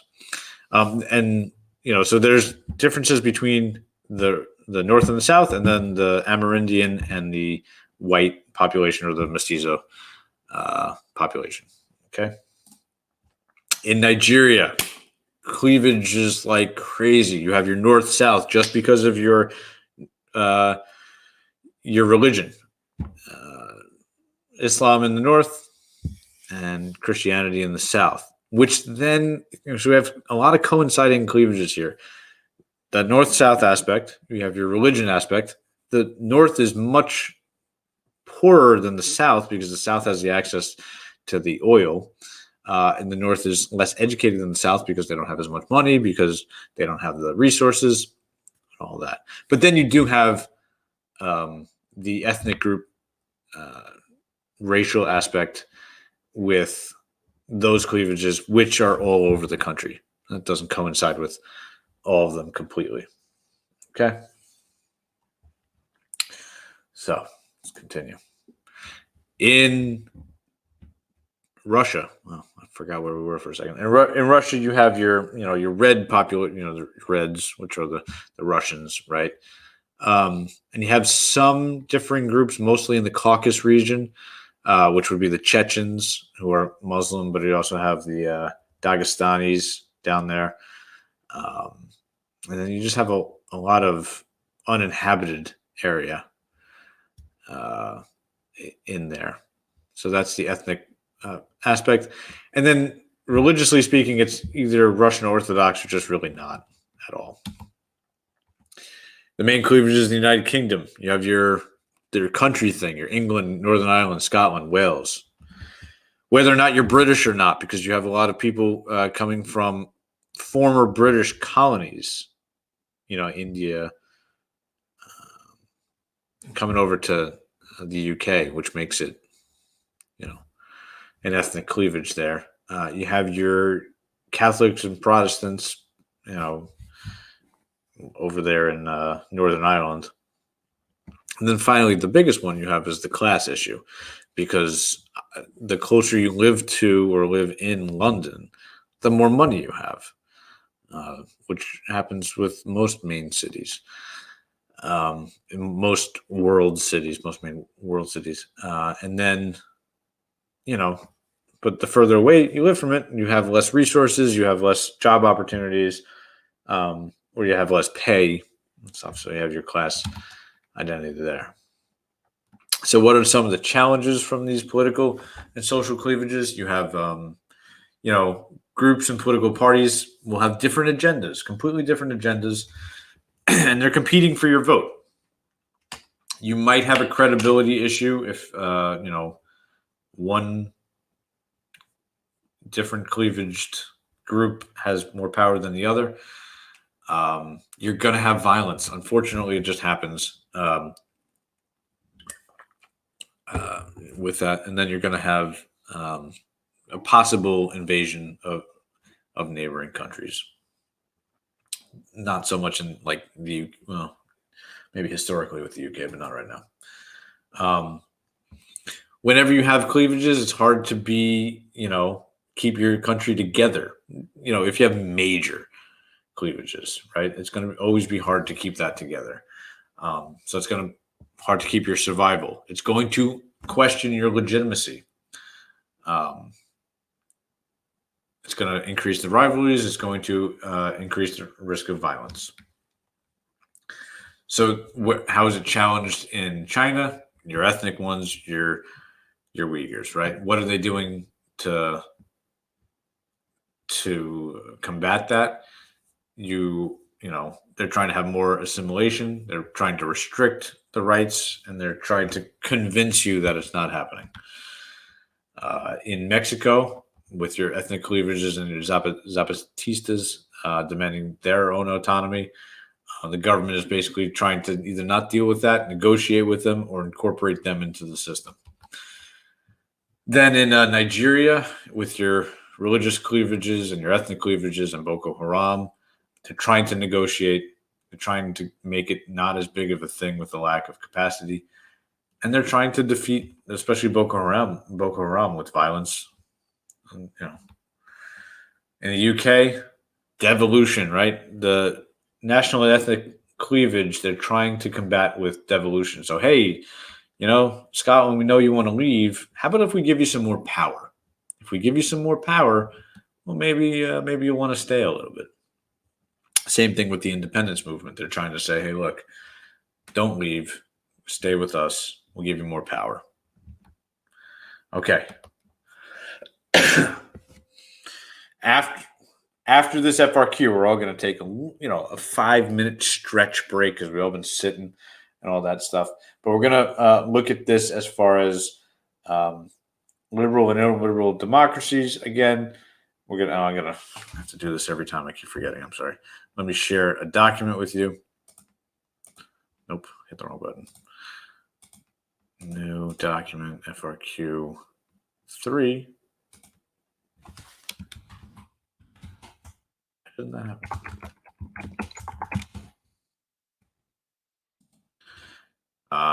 And then, like in 2 minutes, I'm going to get really excited. And you should too. Okay.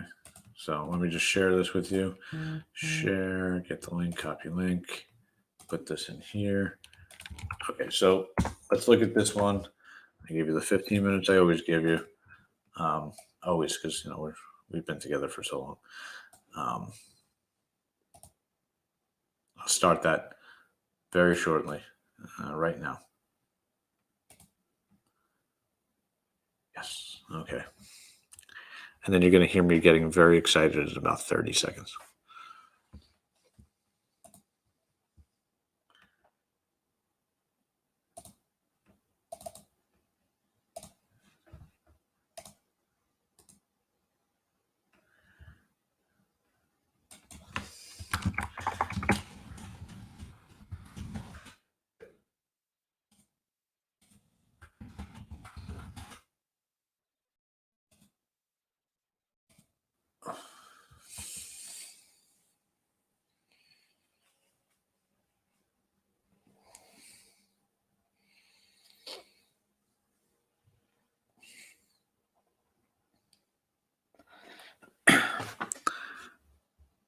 Whoa, we're halfway there. Woo!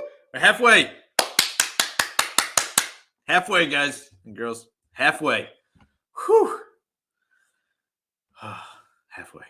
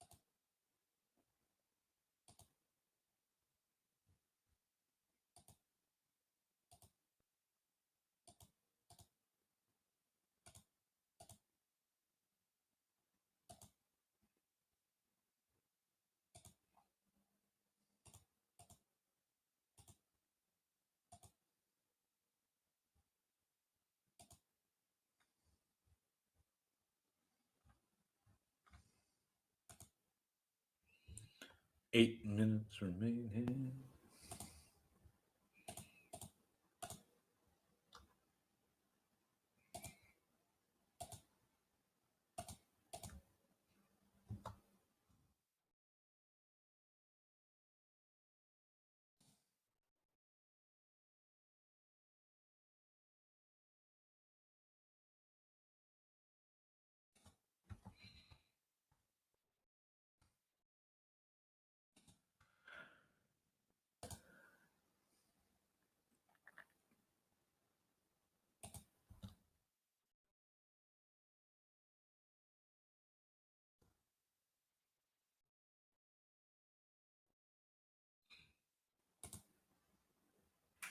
Oh, yeah, my bad. That would make sense. My bad. I was trying to get something for the FRQs for the last 30 minutes.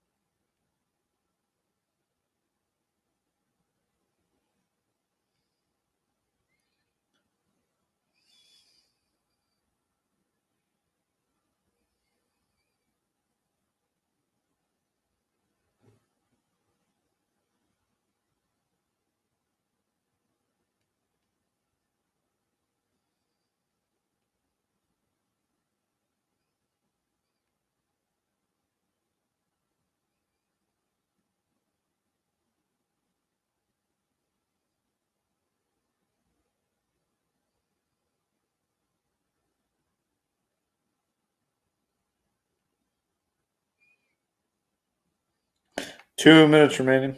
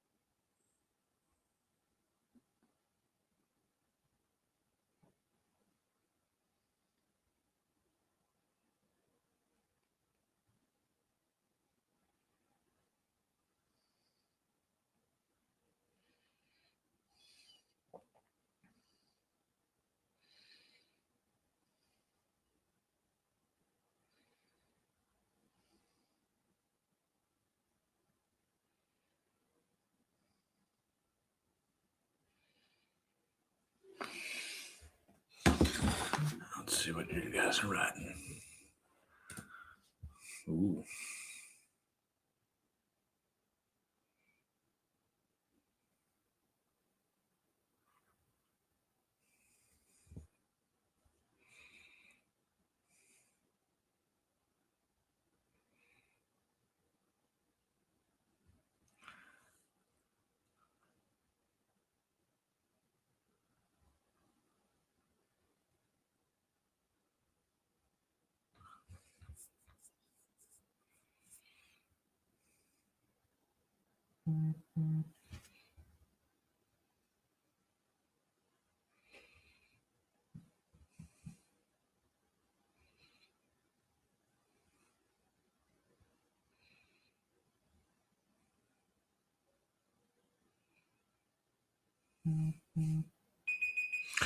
Okay.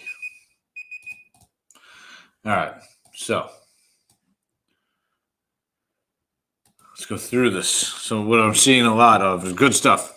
3 characteristics of a liberal democracy: free and fair voting, freedom of speech, media,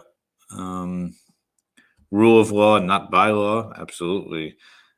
Civil societies, lots of civil societies. Transparency of the government, yeah, to some degree, obviously. Multiple political parties, like in that. And government transparency, we said that. Separation of power, good. So a lot of you had a lot of good ones. When it comes to the second one, describe 2 characteristics of an illiberal democracy. Now, some might question whether or not you could just negate the ones that you listed in A for B. I mean, if you're running out of ideas, I guess, leave that to the end. But you could think of some other things.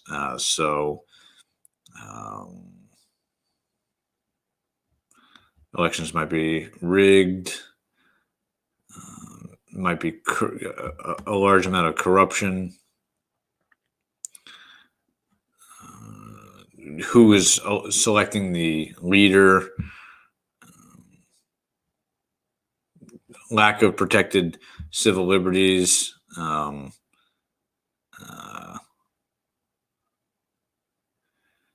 Lack of transparency. Okay, good. C. Describe 1 characteristic. Oh, that didn't mean to happen. We're gonna undo that. Hold on. Undo. Okay, well that's fun. We're gonna just go to the C version history and go to this one. Oh, that's nice. Go to that one. Restore that one, and we'll make it so that nobody can. Anyone with this can view. Okay, we'll say that real quick. So 1 characteristic that they have in common, one of the answers that the AP will allow is they have elections. It doesn't matter if they're free or fair. They have elections. That is a common characteristic between a liberal and illiberal democracy. They allow rights. Maybe not all, but they allow some rights, right? some bit of participation. Explain one difference between an illiberal democracy and an authoritarian regime. What do we have here from? They have the ability to have say in government, lack of internet surveillance. There are democratic principles, while an authoritarian regime does not. Corruption behind the scenes of an election can occur, which can change votes, so not everyone has an equal chance. This is not happening in a democracy.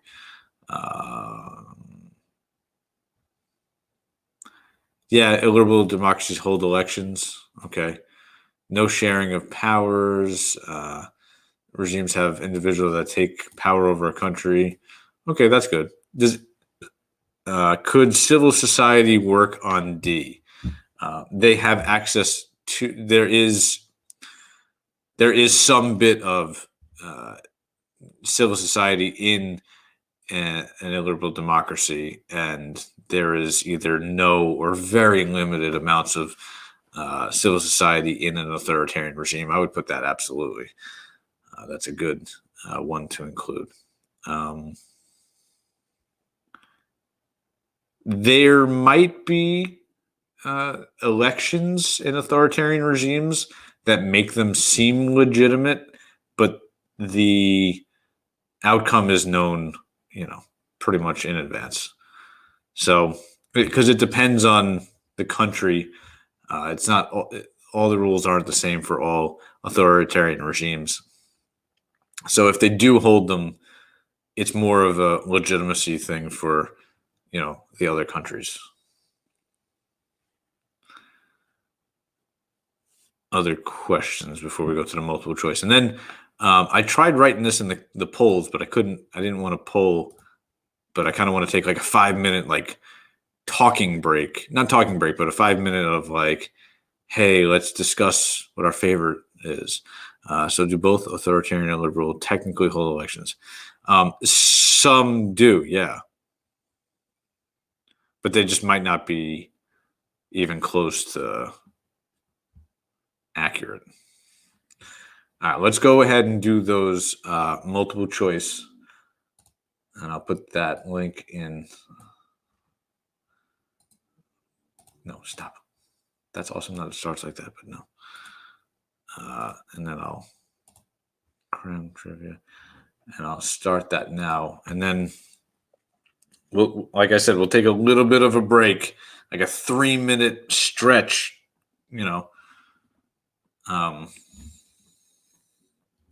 water, go to the bathroom, kind of stuff like that, just to make sure that you don't,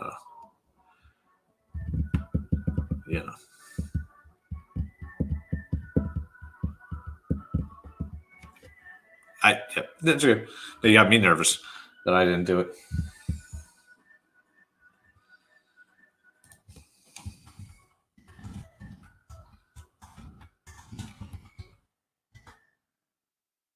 It's after 8 o'clock in New York. I didn't even realize that.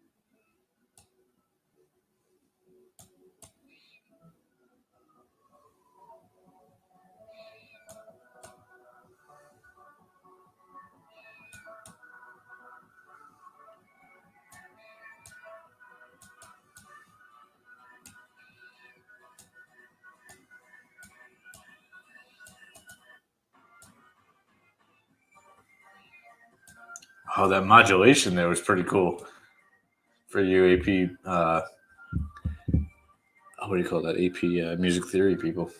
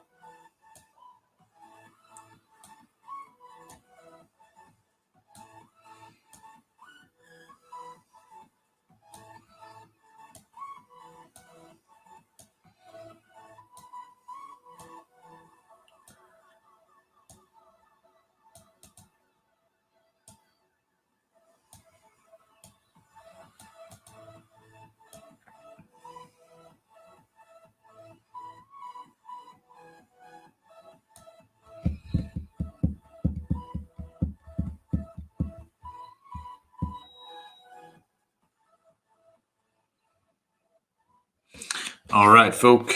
So, any questions on those particular? Oops, sorry. You don't need to see that. Any questions on those 5 questions?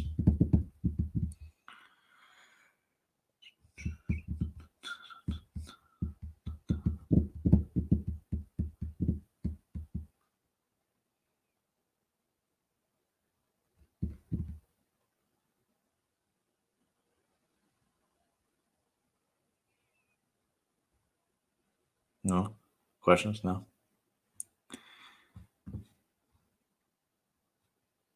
Okay, so I tried putting this. I don't know really how to do this. I tried making a poll, but it wouldn't have been fair. So, since if you don't have any questions, I want you to put in the chat. First off, we're gonna resume at 4:00 Eastern time in 4 minutes. But go get something to drink, go to the bathroom, whatever. But put in the chat, what was your favorite country to learn about? Why? Right? I'd love to hear what your favorite country was to learn about. We'll take that slight break right now. Again, we're going to resume in 3.5 minutes. Go to the bathroom, answer the question. What was your favorite country to learn about? Why? And then we'll resume with Unit 4. Nigeria. Why? Iran. Why? The why part. China and Russia. You guys love the why.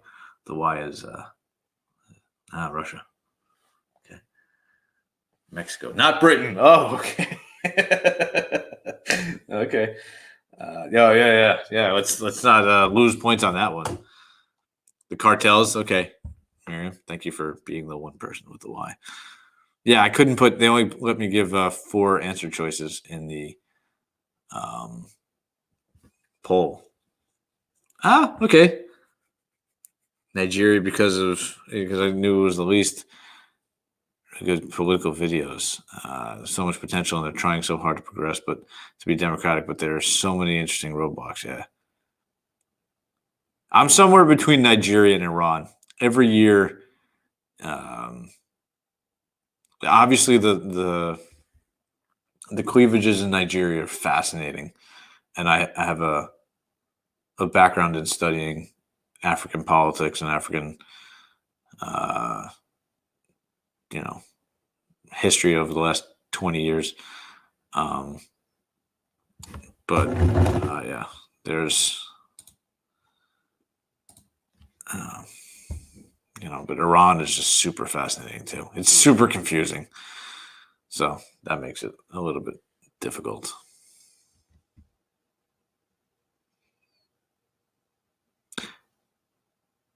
Yeah. Yeah, we as CompGov teachers, I have a group of 1,000 of them in one of the groups that I run for AP CompGov teachers. We have this conversation quite a bit. And if you have to get rid of one, nobody wants to get rid of Nigeria. Yeah. I blocked him from.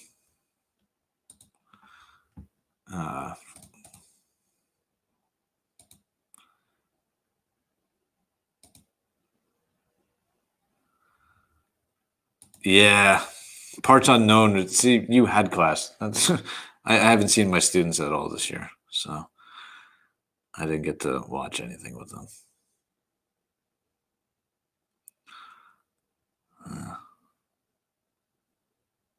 Yeah, but that's the best, right? So UK question time is the best lesson out of all of them.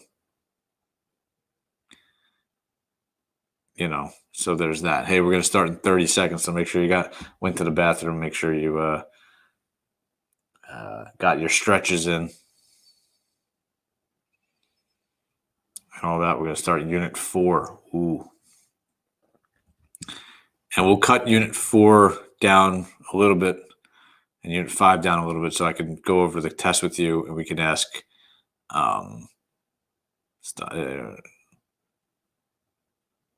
you can ask all your questions.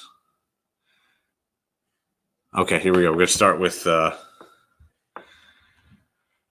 Unit 4. Okay, electoral systems and rules.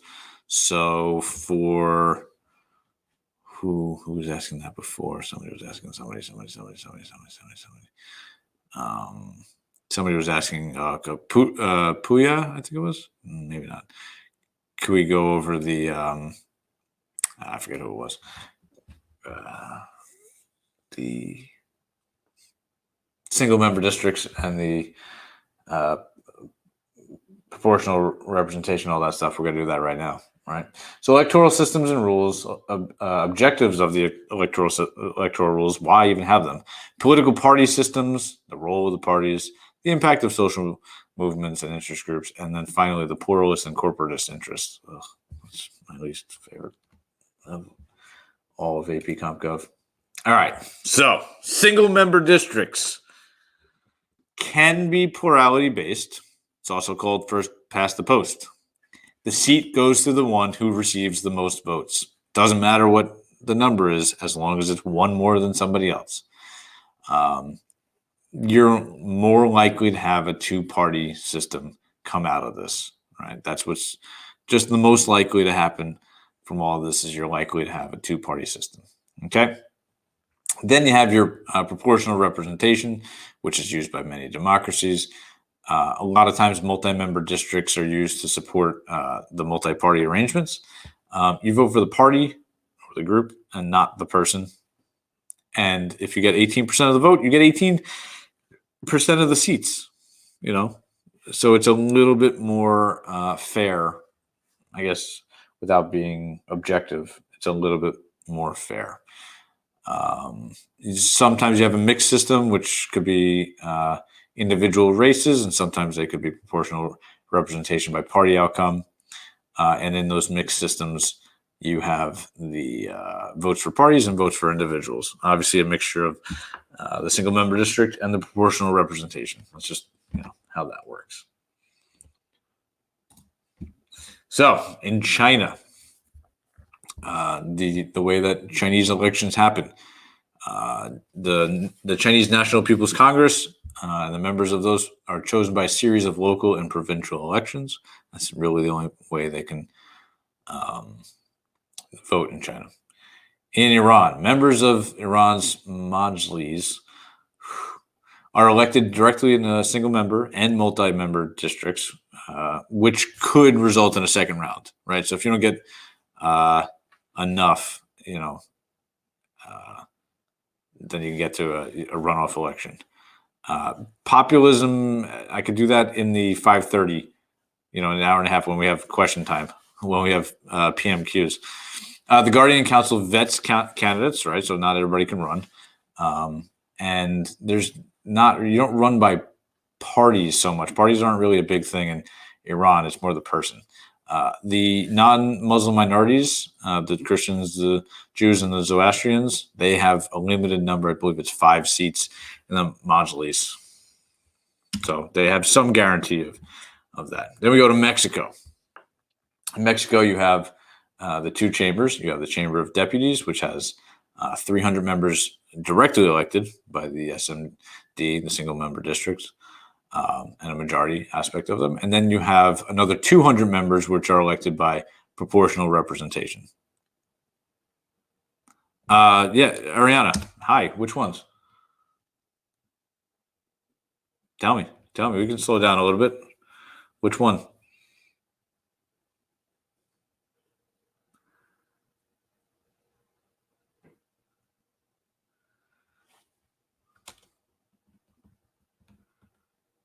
Okay, we're going to come back to it when you let me know. Right, so the Senate has 96 senators because you have the way their states are, and you have 3-seat districts. And the other slide, you got to give me more than the other slide. And which definitions you want me to explain better? I absolutely will. Just let me know. You have more opportunity for female representation in this because of a gender quota that they put into the system in Mexico, right? In Nigeria is interesting for this aspect. The representatives of each of Nigeria's 36 states are directly elected to the House of Representatives via single member district in the single member districts. The senators are elected and is determined by population, very similar to the United States. Each of Nigeria's 36 states are directly elected. And it's gone back and forth between 2 different parties.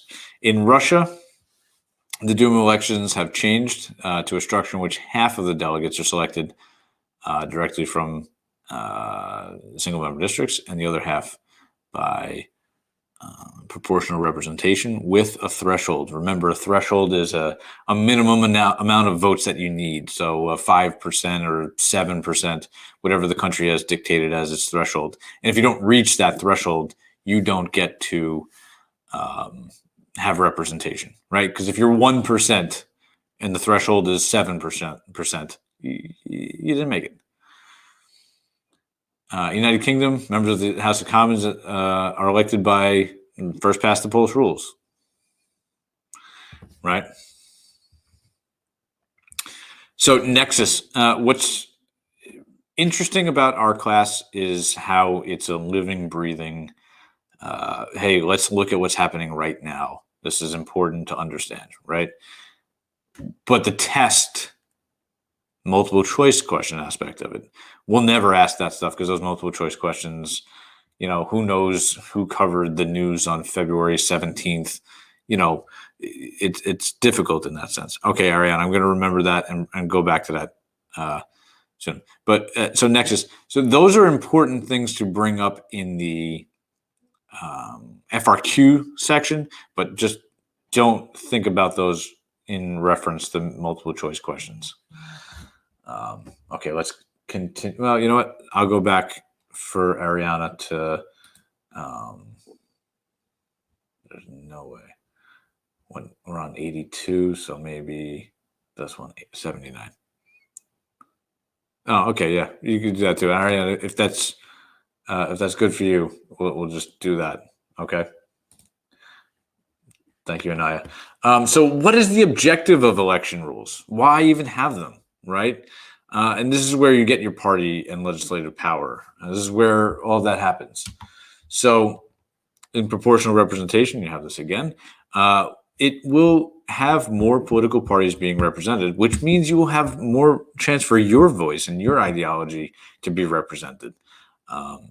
More minority and more female candidates will be elected in the system just simply because you're going to get more political parties. It's just you have more of something, you're going to get more of everything, so you have more chance for everything.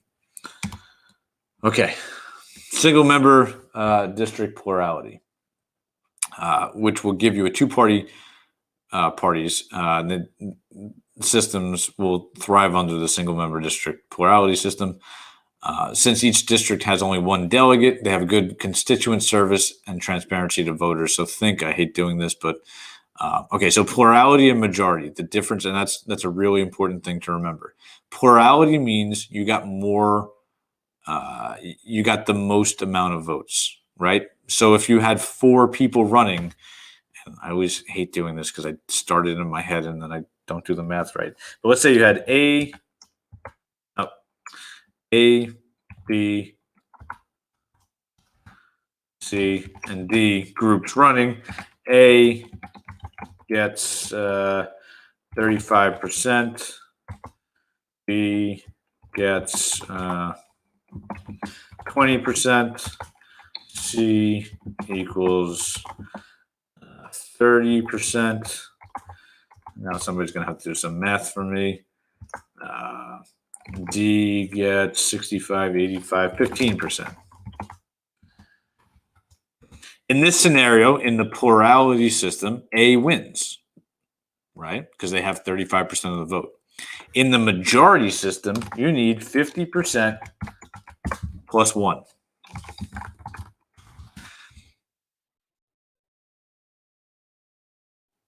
Okay.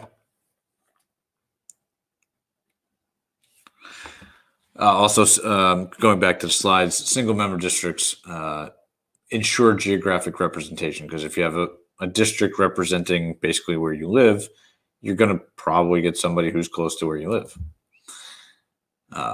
So in presidential systems, there are different procedures that are used. Sometimes there's a second round, sometimes there's a runoff, so you can get that majority vote. So there's that. So we're going to go through each individual country. Yes. Student. In Mexico, Mexico's president is chosen by a plurality of the country's voters rather than by an overwhelming majority. So essentially, if you look at A, B, C, and D, let's say that the winning party in A gets 35% of the vote in Mexico, right? That means 65% of the people didn't vote for candidate A, even though that they won. So that becomes a little bit, I don't want to say controversial, but that, you could question legitimacy in that sense, because if only 35% of the people voted for the president, well, that's not exactly what everybody wants to see. In Nigeria is really funky. Nigeria, the presidential candidates must get the most votes and at least 25% of the vote in 2/3 of the country's states. Math. Who said math was on the AP Comp Gov exam? Let's slow that down for you. So you need to get 25% of the vote in 2/3 of the country's states. There's 36 states, so 2/3 of that would be 26. You need to get 25% of there. Math, numbers. Basically, I don't think anybody's going to ask you to remember that, but it's a little bit, you're not just going to win from the South. You're not just going to win from the North. You have to have some favorability in the other part of the country. Okay. And this is federalism, I guess, the federal characteristic of the regime. Okay. Next. In Iran. Yeah. Yeah, Ryan, that's interesting to follow that, to make sure everybody's hitting those numbers. I guess because you'd have your favorites, the people who are more likely to hit that number, that might make it a little bit easier. Yeah. So in Iran and Russia, you have to get the overwhelming majority of the popular vote. So if you don't get it in the first round, there's a second round. There's a runoff, whereas the top two vote getters will get through, and hopefully, theoretically, in that sense, you'll get your overwhelming majority, 50% plus one person.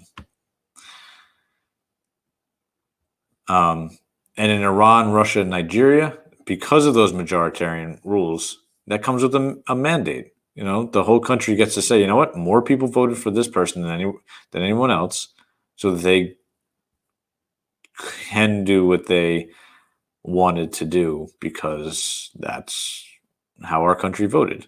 Whereas you don't get that mandate in Mexico. You just don't. And I guess you don't get it in the United Kingdom either. In China, it's a little different. Not a little different, it's a lot different.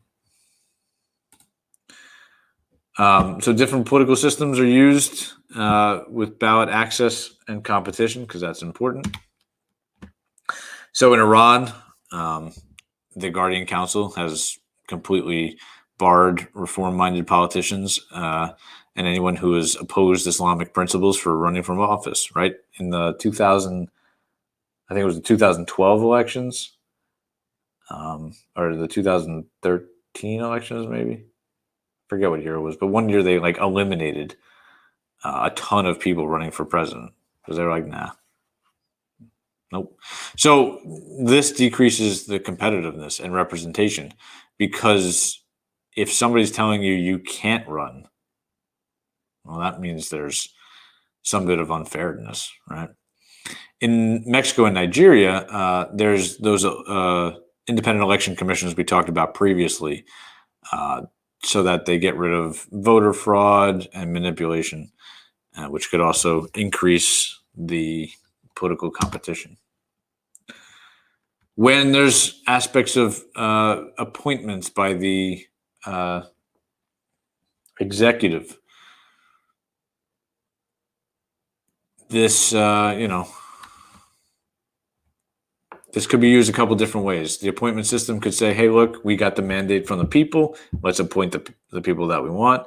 Or it could say, hey, look, we didn't really get it, the mandate, but I'm going to rule how I want to rule. And it's going to give more power to those who had it. So let's talk about the different types of appointments. The Queen appoints members to the House of Lords. But again, the House of Lords, you probably spent so little time in your classes on the House of Lords, rightfully so. There's not really much to them. In Iran, half of Iran's Guardian Council. Okay, what does national mandate mean? So if you got 50% plus 1% of the vote, you have this, quote, national mandate, meaning your ideas of ruling have been accepted by more people than they haven't been accepted by. So because of that, you have the national mandate to rule how you want to rule. You have been given that. It's not like an official thing. It's just sort of like nobody can say, hey, look, that person is not my president. That ridiculous ideology of it's not my president, because more people in your country voted for that person than anyone else. So they get that. And it's going to happen through your majority party system, or your majority voting system. So half of Iran's Guardian Council members are selected by the supreme leader. So that's an interesting thing. And then the other half are nominees from the Jake. It does justify your right to rule, and it justifies your ability to continue ruling. So the other half are nominees from the judiciary with the Majlis approval. In Russia, the appointment system is quite controversial. The regional governors and regional legislatures make appointments to the Federation Council of Russia, and Putin has a large hand in who are the governors too. So, when Crimea was annexed in 2011, I don't remember the date off the top of my head. The Russian president was able to reassert federal authority and saying, "Hey, look, this is a Russian area. We're going to put in who we want." And then the regional government has to select a governor that the president has basically given him a list of. So, Putin's got his hands in everything. Election rules, an envoy. Let's go back to that word. That word was in first, second, or third bullet. Presidential envoys. Basically, people who are going to represent do what the president's asking to continue the kind of the laws, or carry out the laws that the president wants done. So election rules changing. Different places have different ways of having their elections, and it varies throughout the AP6. And in the political party system, same thing. So let's talk about the parties. And again, this goes into somebody's question before: how much about the parties do you need to know? Well, we'll talk about that. To uphold the principles of centralism and order, China has laws that enable one party, the Communist Party of China, and that dominates everything. It does allow 8 other parties to exist, but it's like, no.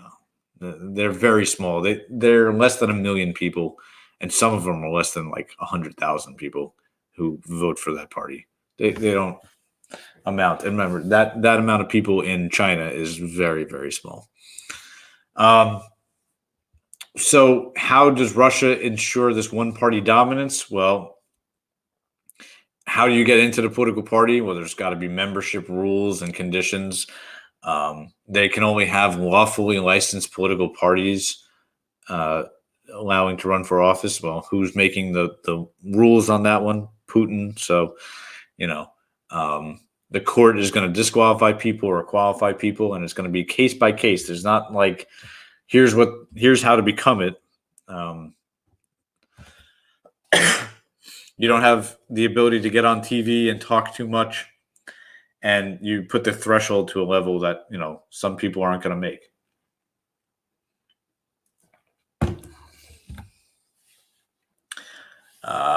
Okay, so how does Mexico do their party system? Well, they used to have that one party, right? Now they have multiple parties. They got rid of El Dedazo. El Dedazo is where the current outgoing president was picking the next president. That doesn't happen anymore. That was more of a PRI system aspect. They have made state-owned companies privatized, so they're not going to get bribed. They've done a lot with the National Electoral Institute to make elections more fair. And competition. Who's got I hit the wrong button. Sorry. I leaned on something. Citizen representation and organized electoral activities can be influenced by this whole thing. So who's got competition? Nigeria, 30 registered political parties. Only 2 of them are really strong, but the People's Democratic Party, the PDP, or the APC, the All Progressives Congress of Nigeria. There are some third-party candidates who have some bit of success, but it's mostly 2 parties, but they have multiple. In the United Kingdom, you have your 2 main parties of your Conservative Party and your Labour Party, right? There are obviously the SNP, the Sinn Féin, which I don't know how to pronounce, the Plaid Cymru. That's funny how I changed that. And there's a couple other smaller parties. The UKIP doesn't. I don't think it exists anymore. The groups are in charge of both the judiciary and the executive branch. And you have your minority parties with geographical representation. So the SNP in Scotland, obviously, and then Sinn Féin and Plaid Cymru in Wales and Northern Ireland.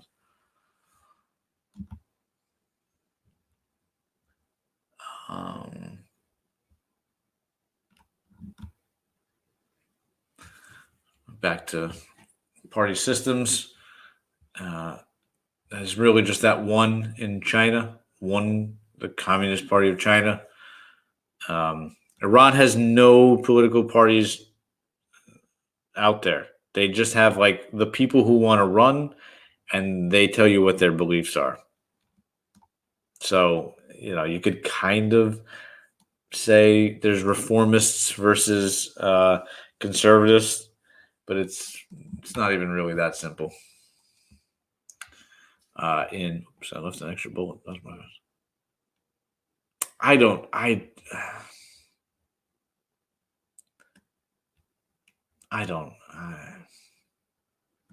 I want to tell you no, Maddie, because I just think that would be excessive. In Mexico, you have the PAN, the PRD, and the PRI. And obviously you have the newest one that Obrador came out of, Moreno. You can make coalitions there, and you have multiple parties in Nigeria again. I just want to see when we get to the FRQ, because I'm trying to get this timed correctly. Okay, a couple more slides. Yeah, I agree with that. So in the most recent political elections, the United Russia has dominated in Russia. The second highest one was the Communist Party, and it was like not even close to what the first one was. The single member districts were abolished, then put back. It has this whole thing.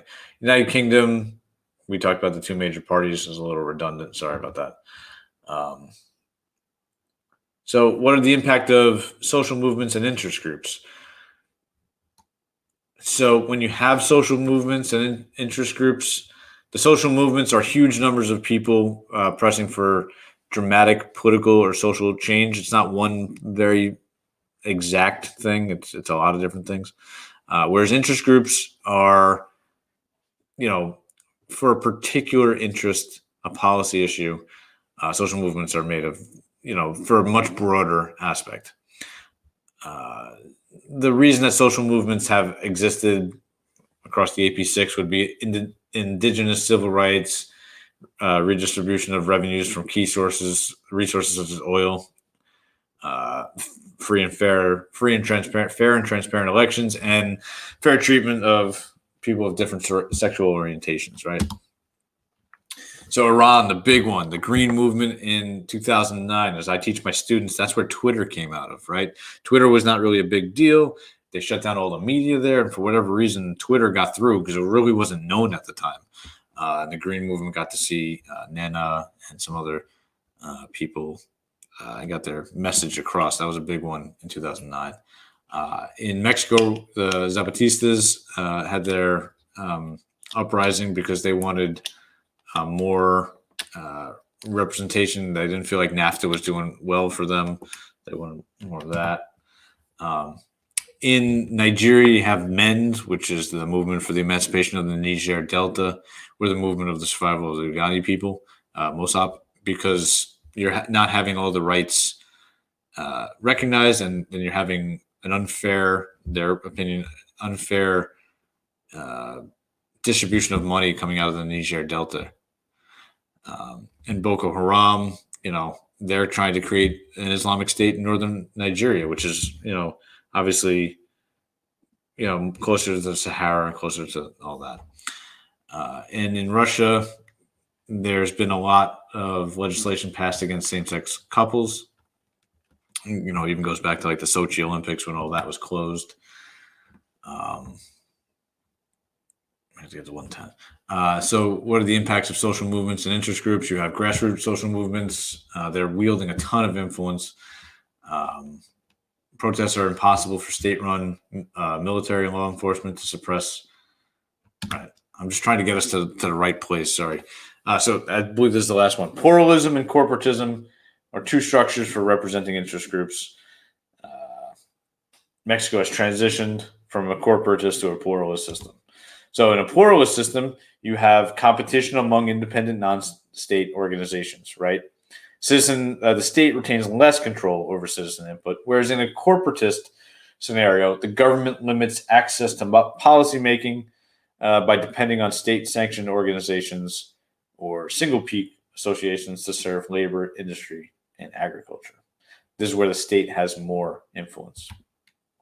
Okay, we're going to take, I'm just trying to do some math here, maybe 12 minutes, to 40. Yeah, that's what we're going to do. So I'm trying to leave time at the end for questions and to go over the FRQs and stuff like that. So we'll make this one a 12-minute FRQ. I got to hold on, let me just make that real quick. FRQ 4. Whoa, guys, we're doing this. We're doing this.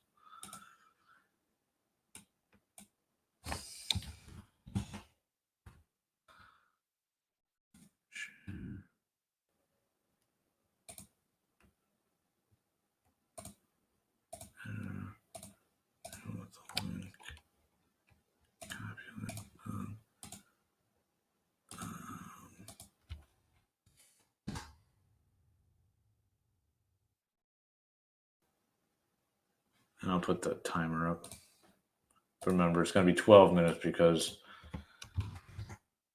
we want to make sure we have enough time at the end for the other stuff.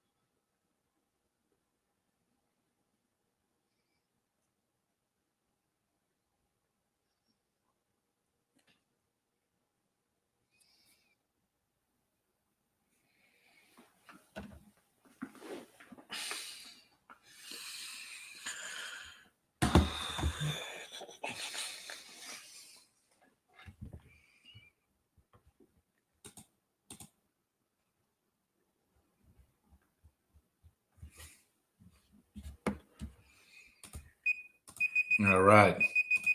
Okay. So good stuff. Describe one similarity in the procedure for selecting the president in Iran and in Mexico. Both use first past the post, directly elected. So the person who put and are directly elected by the people, you could just put one or the other. An election, both presidents are elected through elections. One similarity is elections. Yeah, that's good. Describe two differences in selecting the president in Iran and Mexico. Iran majority system. Excuse me. Approved by the Guardian Council. That's a big aspect.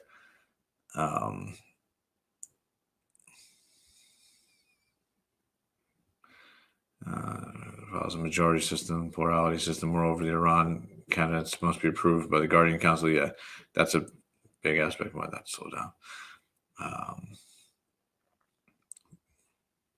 Guardian Council. Yeah. Okay, good. And C, explain why the Mexican president has more power than the Iranian president.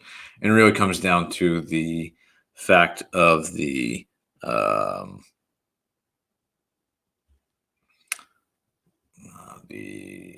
supreme leader, right? And just the fact that the supreme leader exists in in Iran is a thing. You could probably argue. No, never mind. A 6-year term, maybe. But that's not the best answer. Okay, so let's get this out of the way. And then we're going to do no. Yes. We'll do this for the 5 minutes. And then we'll go on to Unit 5. Yep. We'll go into Unit 5. That's not working.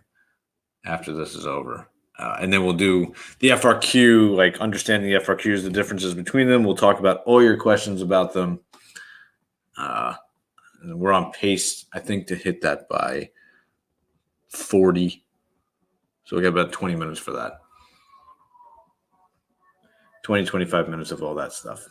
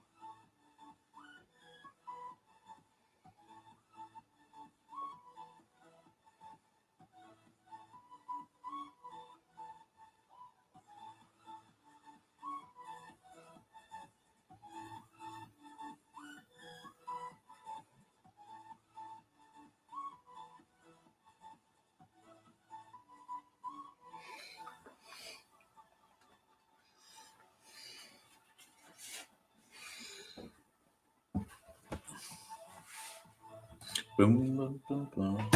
Sorry.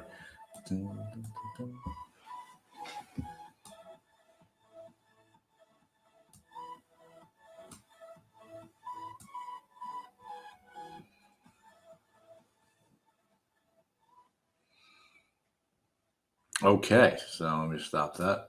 So anybody have any questions on the Unit 4 stuff? Anybody?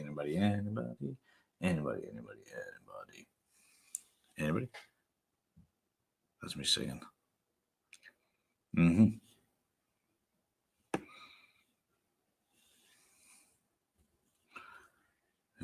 If anybody is here from Mr. Grindrod's class, he says hi. Why is Mexico not counted as a multi-party system?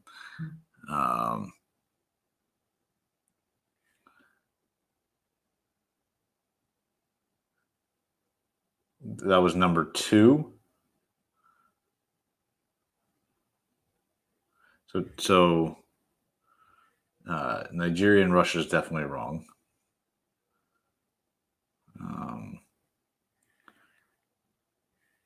Nigeria and the UK.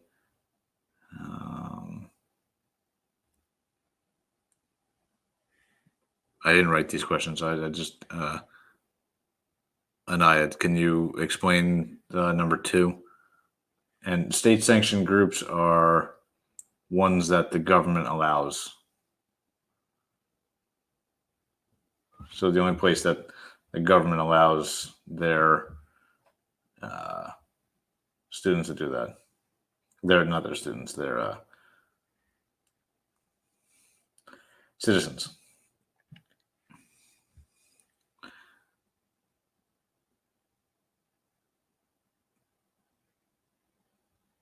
They have so Mexico has competitive elections, and they have more than 2 parties.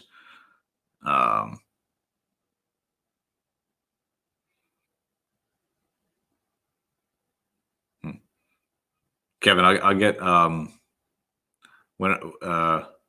get Anaya to answer you for that part for that question. Okay. No, that's not what we're going to do. We're going to the next one. How do you go to next? No, next. Stop playing that. Okay. So we're up to, we are there. And don't worry, Kevin, we'll get back to you. We're at Unit 5. This is a unit. Okay. Thank you. And impact of, so these are all the different things that we'll talk about. Okay. It's a lot of economics on this, a lot of numbers. So economic globalization, right, is the idea where networks worldwide, economic networks are growing more interconnected. More people are trading with each other. Political borders are not really the reason why goods are being traded. It's just ended in that sense, right?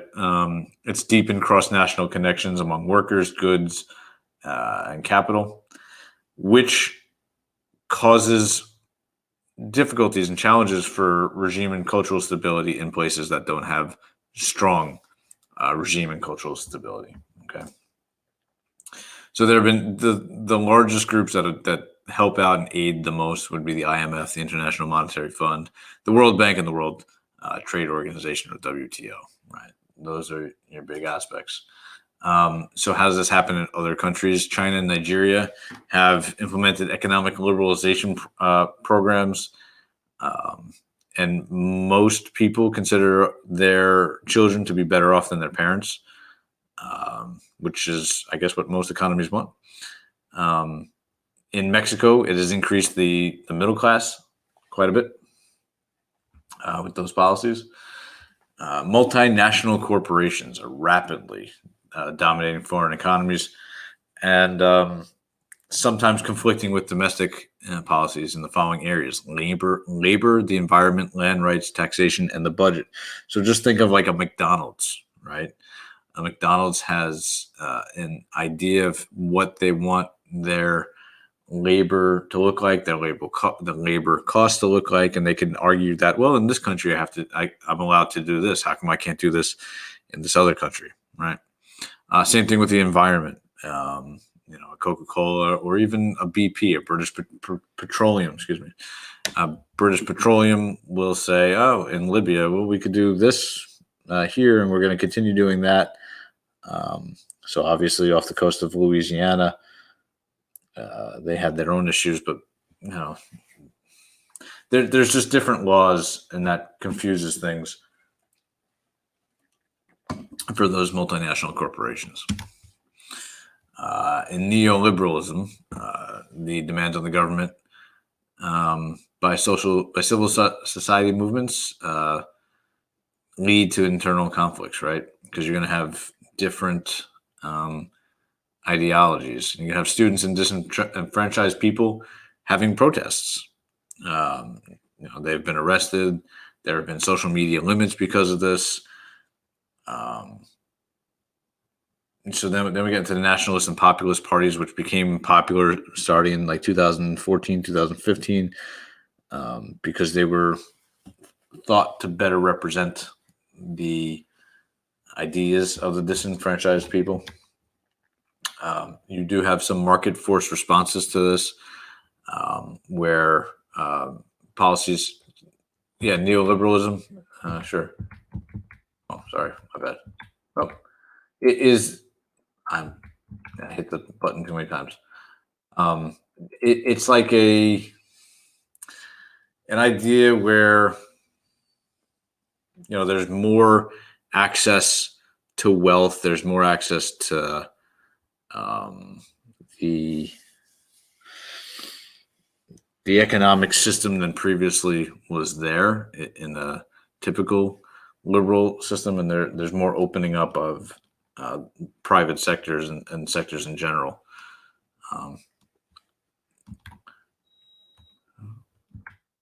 So here's how the market forces are responding in other places. So you have your special economic zones in Macau and Hong Kong in China. You have the privatization and increased competition of oil with Pemex. You have the Nigerian National Petroleum Corporation, which deals with foreign firms in joint ventures to bring more money in. The oil has been renationalized in Putin, and he doesn't want as much foreign investment. And you can look up into, going up into the North Pole and what they're doing up there.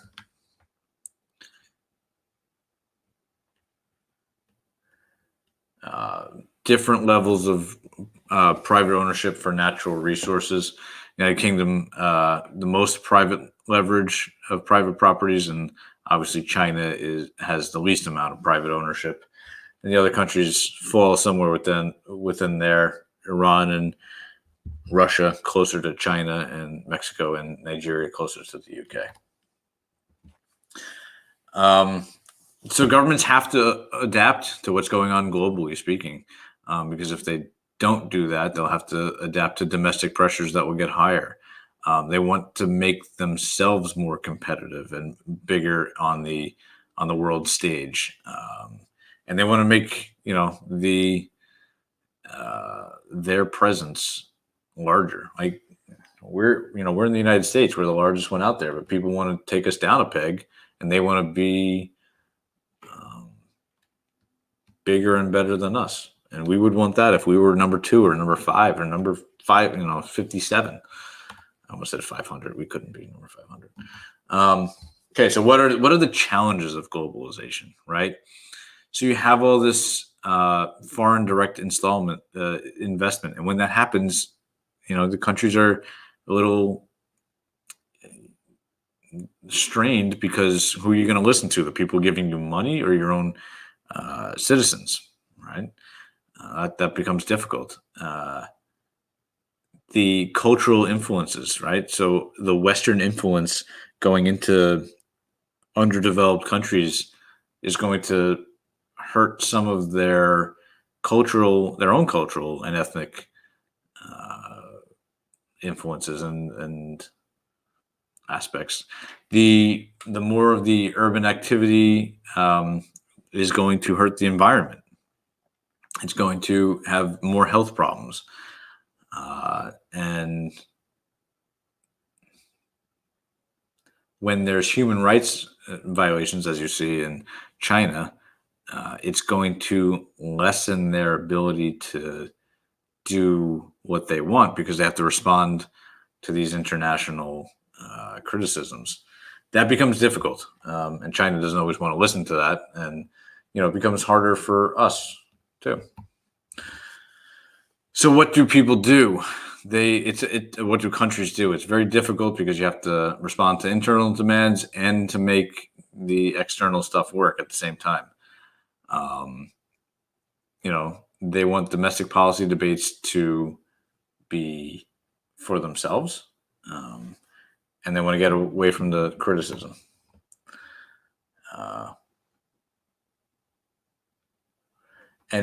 So this is what China's dealing with right now. They're trying to have a more liberalized economy, but when you have that, when you have a liberalized economy, you have the idea that more rights should come with it, and that is difficult for China. And when you have that, the idea is that you're not going to have government control or government-owned businesses. You're going to have privatized businesses.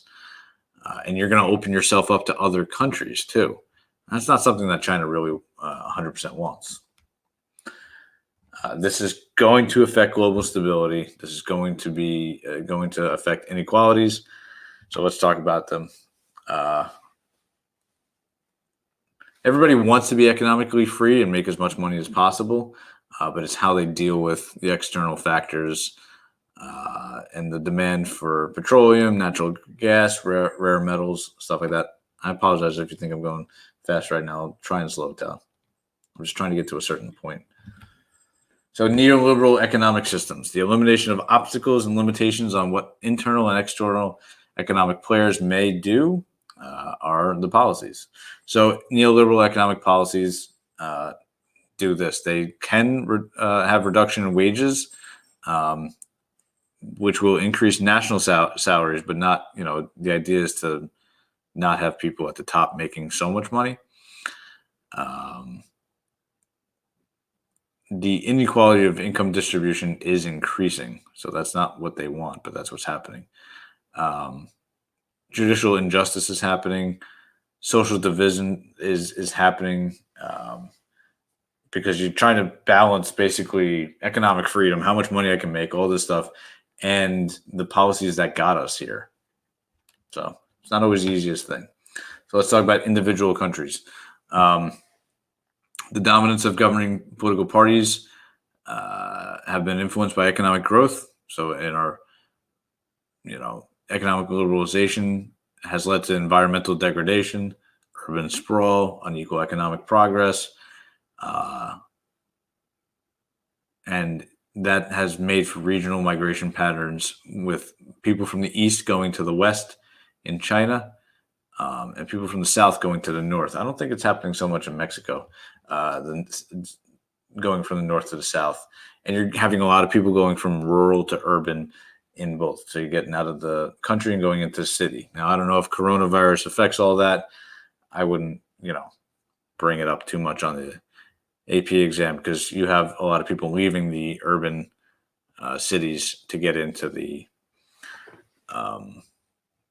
rural areas just to get a little bit more away.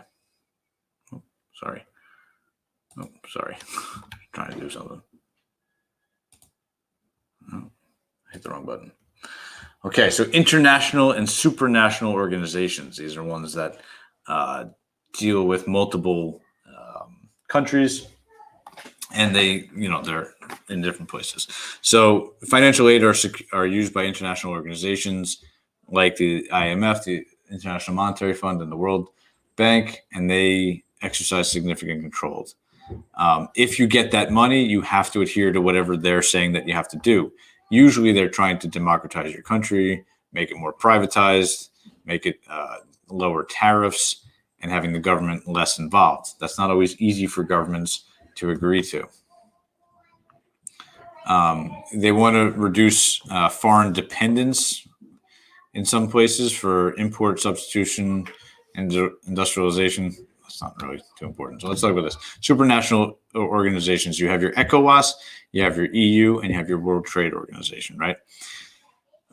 They have sovereign rights over member states. The Economic Community of Western African States, otherwise known as ECOWAS, where Nigeria is really important, but they're bringing in Ghana, they're bringing in Togo and Benin, and all the way over to Senegal. And they're exerting pressure on politicians to lower the tariffs and liberalize the trade. But obviously what you have with the EU is the United Kingdom leaving. It's still in a very transitional period. It's probably the year with the least amount of news coming out of the EU and Brexit and all that. For us teachers, I don't feel like I talked about it nearly as much as other years. Excuse me. So to adapt to these social policies, the governments are creating new programs with gender equality, healthcare, economic policies. But this is also a monetarily, it's taking a lot of money. So you're going to reduce poverty. You want to increase literacy. You want to improve public health because it's going to make your citizens' lives better. But at the same time, and more importantly, it's going to make you look better. And therefore, you give the opportunity to increase your political authority. Okay, so what are the social policies out of this? I just want to see something real quick. Okay. There's unequal gender access to education in the North. In the South has more access, but still not a lot. Because of the high level of Catholicism in Mexico, you have varied abortion policies, and you have the gender quotas that's written into the Constitution. There's gender inequality in Iran. There's all this of how the elections of the Malis happen, how the appointments happen, who's allowed to get into university programs. Females are not exactly preferred. And then who can go to sporting events? Back maybe 2 years now, women weren't allowed to go see the soccer team. I believe the Iranian World Cup team, men's World Cup team, made it to the World Cup, and they weren't allowed to see the qualifications and stuff like that. The gender quotas in Mexico are just trying to give women more access in the of representation. So the impact of industrialization and economic development, obviously this is going to have an environmental impact and a political impact, right? And the governments have experimented with a number of alternatives to these issues. So moving factories, making more green technologies, with making it cheaper for those countries, engaging in increased infrastructure development, so building more roads, more access to everything. Some countries have provided laws that require nationwide conversion to hybrid and battery-powered autos to get their air pollution problems under control, and developing infrastructure, as I said before. What happens when you liberalize trade? You have domestic and foreign business. You're getting more companies into your country, and you're opening up your companies to other countries as well. So there's going to be positives. But there's going to be foreign investment. There's going to be population movement because people are going to say, hey, it's easier to get jobs here. And the environment's going to be hit pretty bad. Okay. Governments have to work with budget deficits resulting from world market fluctuations, and they must adopt austerity measures. There's that. So why are there demographic changes? The population sizes, the changing land use, the economic opportunities, And, all this is posing significant challenges to government resources. If there's employment opportunities, it could draw workers to different geographic regions. You're seeing that right now in America. Not that we should talk about that, but it is happening. So in China, it's going from agriculture to industry, right? The creation of the SEZs, the special economic zones, the idea of having some foreign direct investment, and really letting go of the regulations to what's happening in the economy.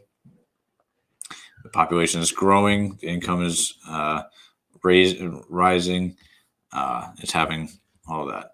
In Iran and Nigeria, they're high-skilled and well-educated individuals that are leaving those countries because they don't like the government policies and the practices because they're corrupt or repressive or limited. Okay, so what happens if migration patterns, what are the political and social consequences? You're going to have increased crime because you're going to have higher population density. You're going to have higher skilled individuals in certain areas, absence in others. Think about why there even is a Doctors Without Borders, because you have your doctors going to places that A, are going to pay them more, B, that they're going to have more availability. You're going to have more infrastructure, more housing demands, and you're going to have new political parties, which is the politics part of this. This is, I forgot to change that to be black. How do non-governmental groups impact regimes? And this is one of the things that you have to ask yourself: why do governments change policies? In the case of this, and then we get to rentier states. Rentier states such as you got Russia, Iran, and Nigeria. They've been able to lift living standards and finance government services by exporting oil and gas or leasing the resources to other countries. So basically, this is their one big resource. And they're telling other countries, use us, and we'll give you beneficial treatment and stuff like that. So what is the resource curse? Because with rentier states, you have the resource curse, right? So resource curse is basically petroleum. You see that in Africa. What happens politically and economically when you just have a rentier state, right? So you don't have any diversity in your economic system because you're depending on one particular source for your economy. Your government's all concerned and concentrated in that one particular sector of the economy, and then it's not growing the economy elsewhere. When the global markets change, you're going to have changes in the sales. Your currency is going to be overvalued. So a rentier state is when you have just one resource, and typically it's oil, and that's what you're saying, hey, this is the most important thing that I have. This is what I'm going to focus on, and this is what I'm going to be as an economy to the world in trade. When you have this, you have a gap between the wealthy and the poor. You have there are incentives for modernizing your economy, but you have to do it. But then you're going to have more corruption because, as you see in Nigeria, you're getting all this money and you're not divvying it up accurately. You're not giving it to all the people accurately, and you're having it yourself. And when there's no dependence on people for revenue, you don't feel responsibility to people. If you're depending on a resource, you're not giving it out to the citizens. You're giving it to yourself because you're saying, oh, we own that resource. But if you had more people bringing you the resource, the money, the revenue, it would be different. So everybody has resources. China has some, Iran has obviously oil, Mexico, with Pemex, Nigeria, the oil, Russia with their Gazprom. But the UK doesn't really have much, right? So that's always important to remember in sense of natural resources. and nationalized resources. They don't really have any of that stuff. What happened? So in Mexico, the political control exercised by the foreign multinational corporations that underwrite Nigeria's oil production. So your Hess, your Shell, companies like that. The Mexican government's decision to allow private investment into Pemex, so other countries are doing that. Under President Putin, there's a strong degree of bureaucratic power over natural resource firms, the biggest one being Gazprom, Gazprom, which has accumulated in tremendous wealth accumulation for the people involved there. Private ownership of natural resources reduces government power, raises income disparities because you have more people make more money, and puts the country at risk of losing sovereignty. So there's that. Okay. All right, we got to what I wanted to get to. Please ask questions. But here's our last. Wow, we did it, folks.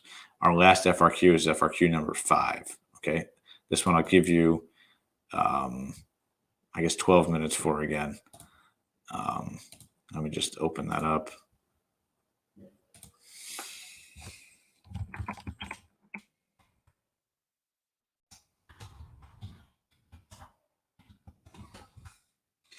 Share it with you. Whoop, share. Anyone with the link can edit. Done. I never remember to copy the link. Put this in here. There you go. I'll start that 12-minute timer. Just got to find it. Don't worry, I'll make it so that you can see it. And you can't see anything else.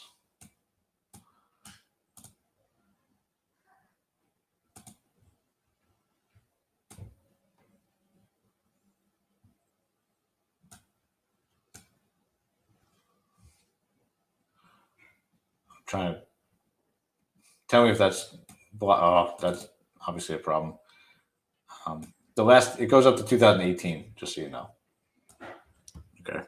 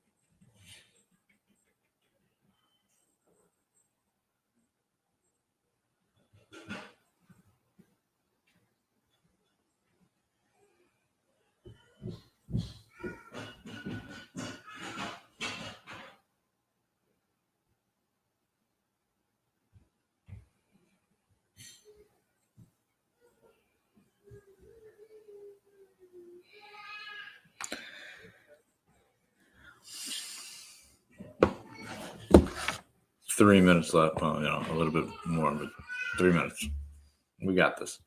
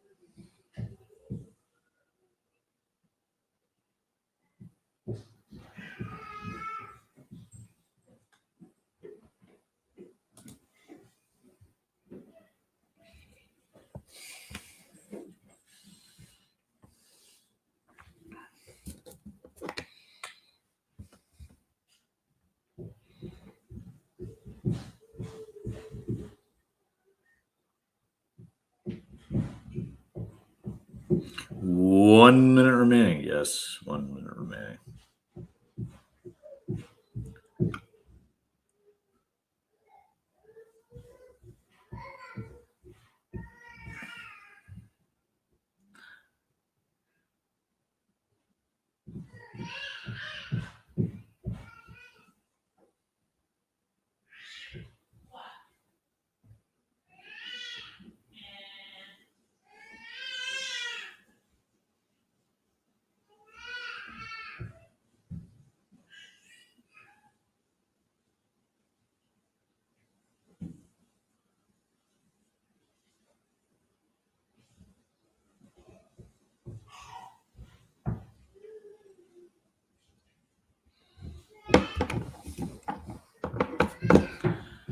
All right.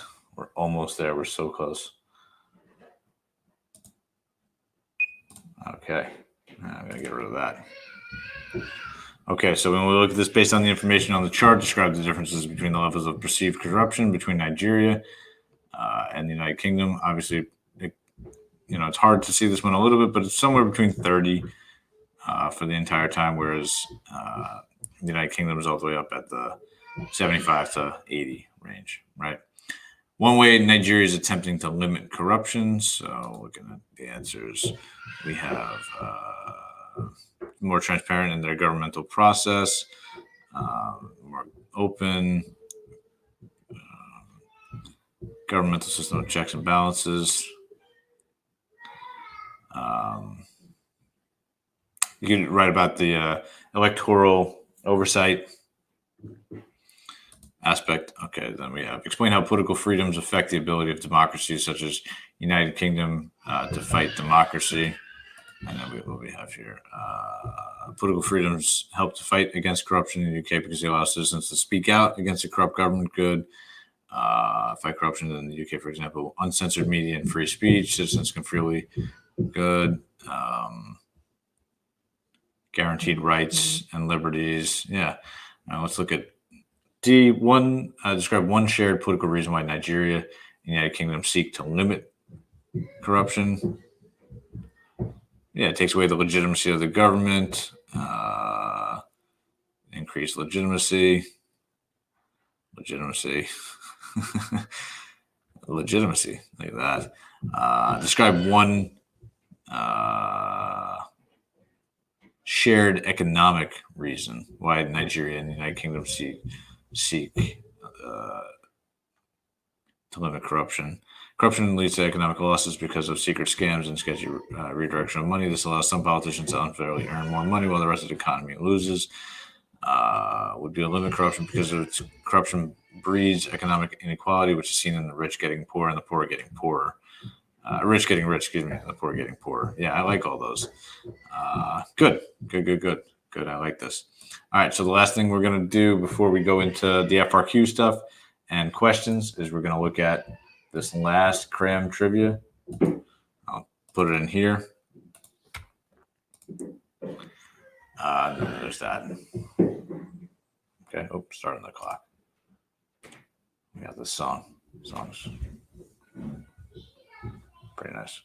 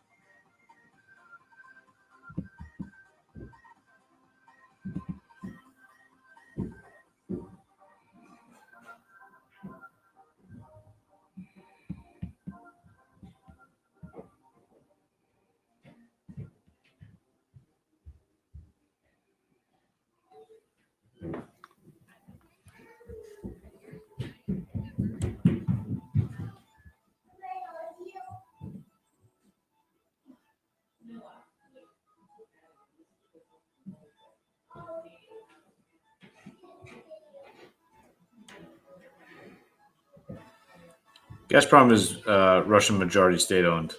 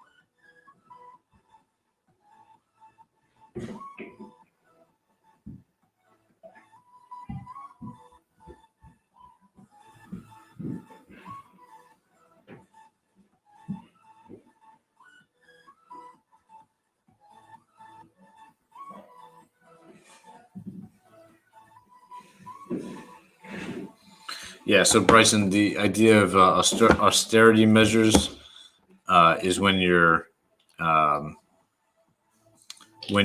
trying to spend less to cut down your expenses and to cut down your debt.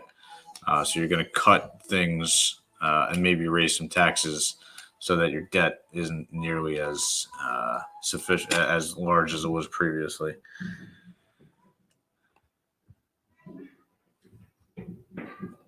Yeah, that's right, Ricky. That's a good way of looking at that. Okay, so any of these, I hit the wrong button, but that's slide 149. Any of these, did you have a question on?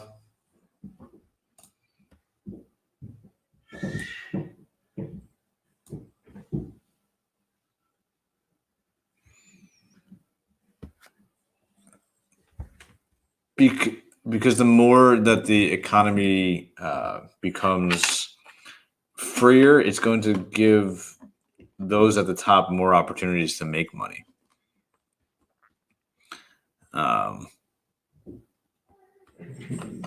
Yeah.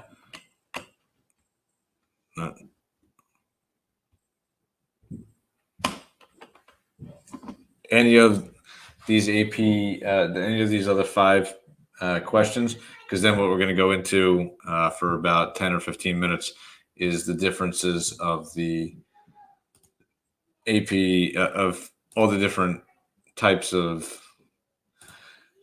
FRQs.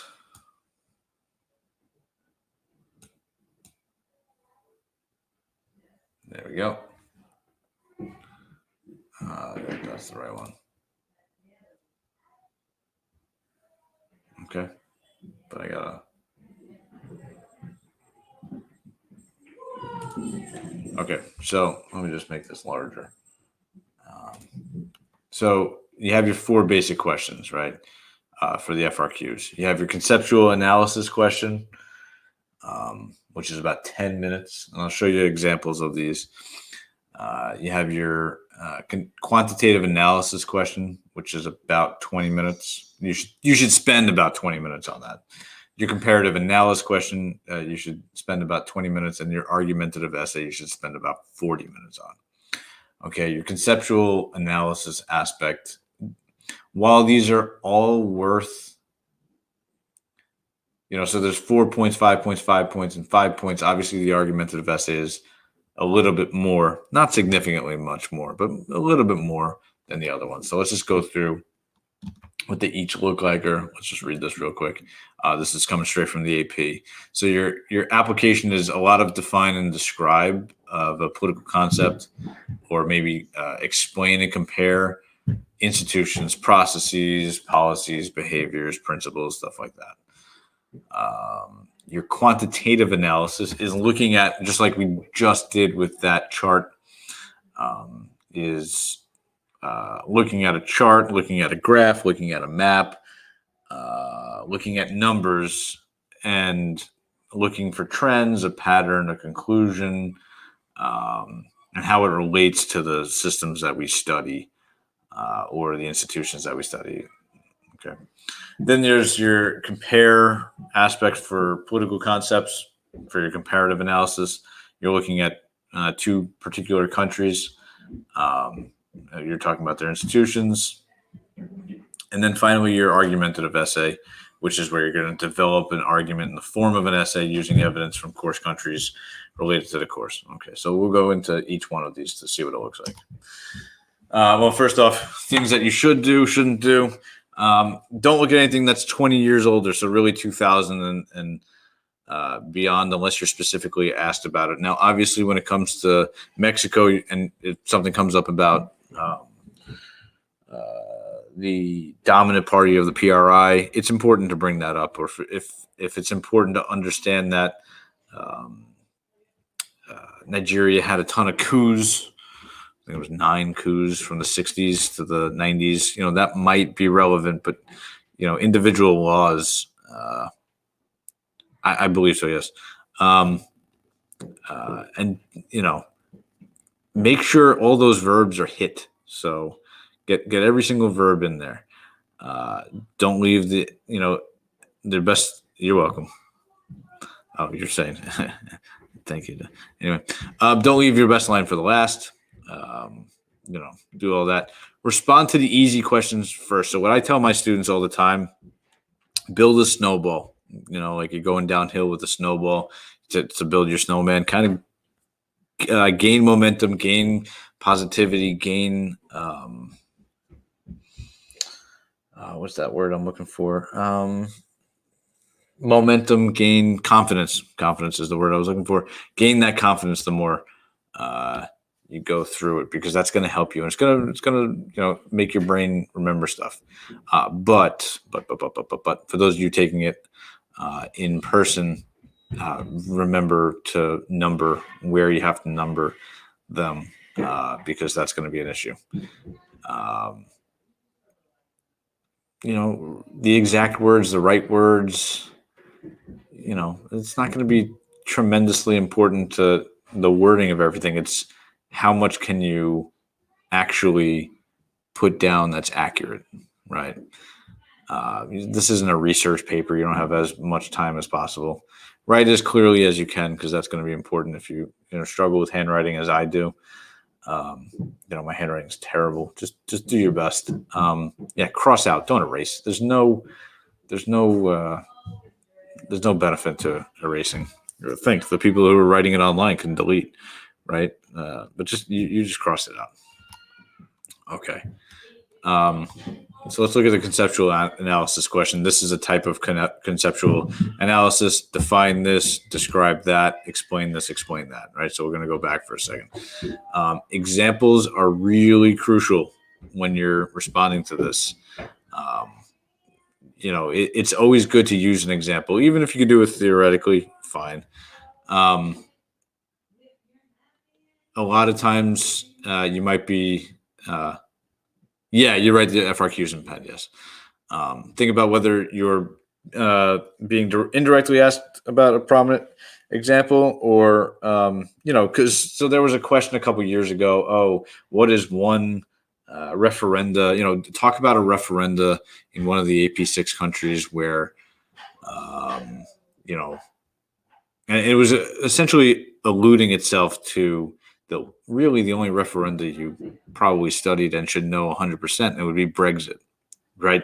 Just it's hitting at a particular answer. Just you have to realize that, you have to remember that, and respond to every single thing you're asked to do. So sometimes there's like a two-parter, if you remember from our first FRQ that we wrote, this and this, you have to, hit both of those. Now, if you don't know both of those, that's a whole different scenario, and whatever. There's going to be, hopefully not, but potentially something that comes up that you're like, I don't remember that. That's okay. But you want to hit as much as possible. Okay. So in this scenario, define economic liberalization. That's going to be 1 point. Describe a measure that a democratic or authoritarian government could use to liberalize its economy is 1 point. Explain one reason a government would choose to liberalize its economy is going to be 1 point. And explain why a decision to introduce economic liberalization policies might affect social cleavages. That's going to be 1 point. Okay. I found the baseball. Oh, good. But John, can you go back upstairs for like 20 more minutes? Sorry, my son just came down. But that's good that you found it. Here. Can I go down? Yeah. Sorry, my son just came. Okay, this is what the quantitative one looks like. Well, obviously, we talked about this, but good idea. Using the data in the graph, identify the country. Yeah, I know. It's been 5 hours of not seeing him too, so it's tough. Okay, yes, good idea. Bye. Using the data in the graph, identify the country. This is the simplest one. Identify just means you have to talk about, you just have to say, this country has the highest turnout. Very simple. Describe voter turnout between 2007 and 2015. What is the trend going on here, right? Describe political efficacy. From what I've been told, if you're one of those people that is doing it online, you will not have a describe question, or you will not have a define question. Excuse me, because I got two kids. Define is, yeah, you can just look it up on the internet. So they're not going to give those to you, right? And explain is going to give you a longer answer. Explain is going to give you a longer answer. Okay. Then we have the comparative analysis questions. Obviously, you know what this is. Define, again, that's not going to come up on the, if you're taking it online. The explain, so explain how legislative independence is used by governmental institutions in two different AP Comparative Government and Politics course countries. So that's a 2-pointer. And C, explain why each of the two AP CompGov and political course countries described in B would choose to constrain legislative powers. That's a 2-point question.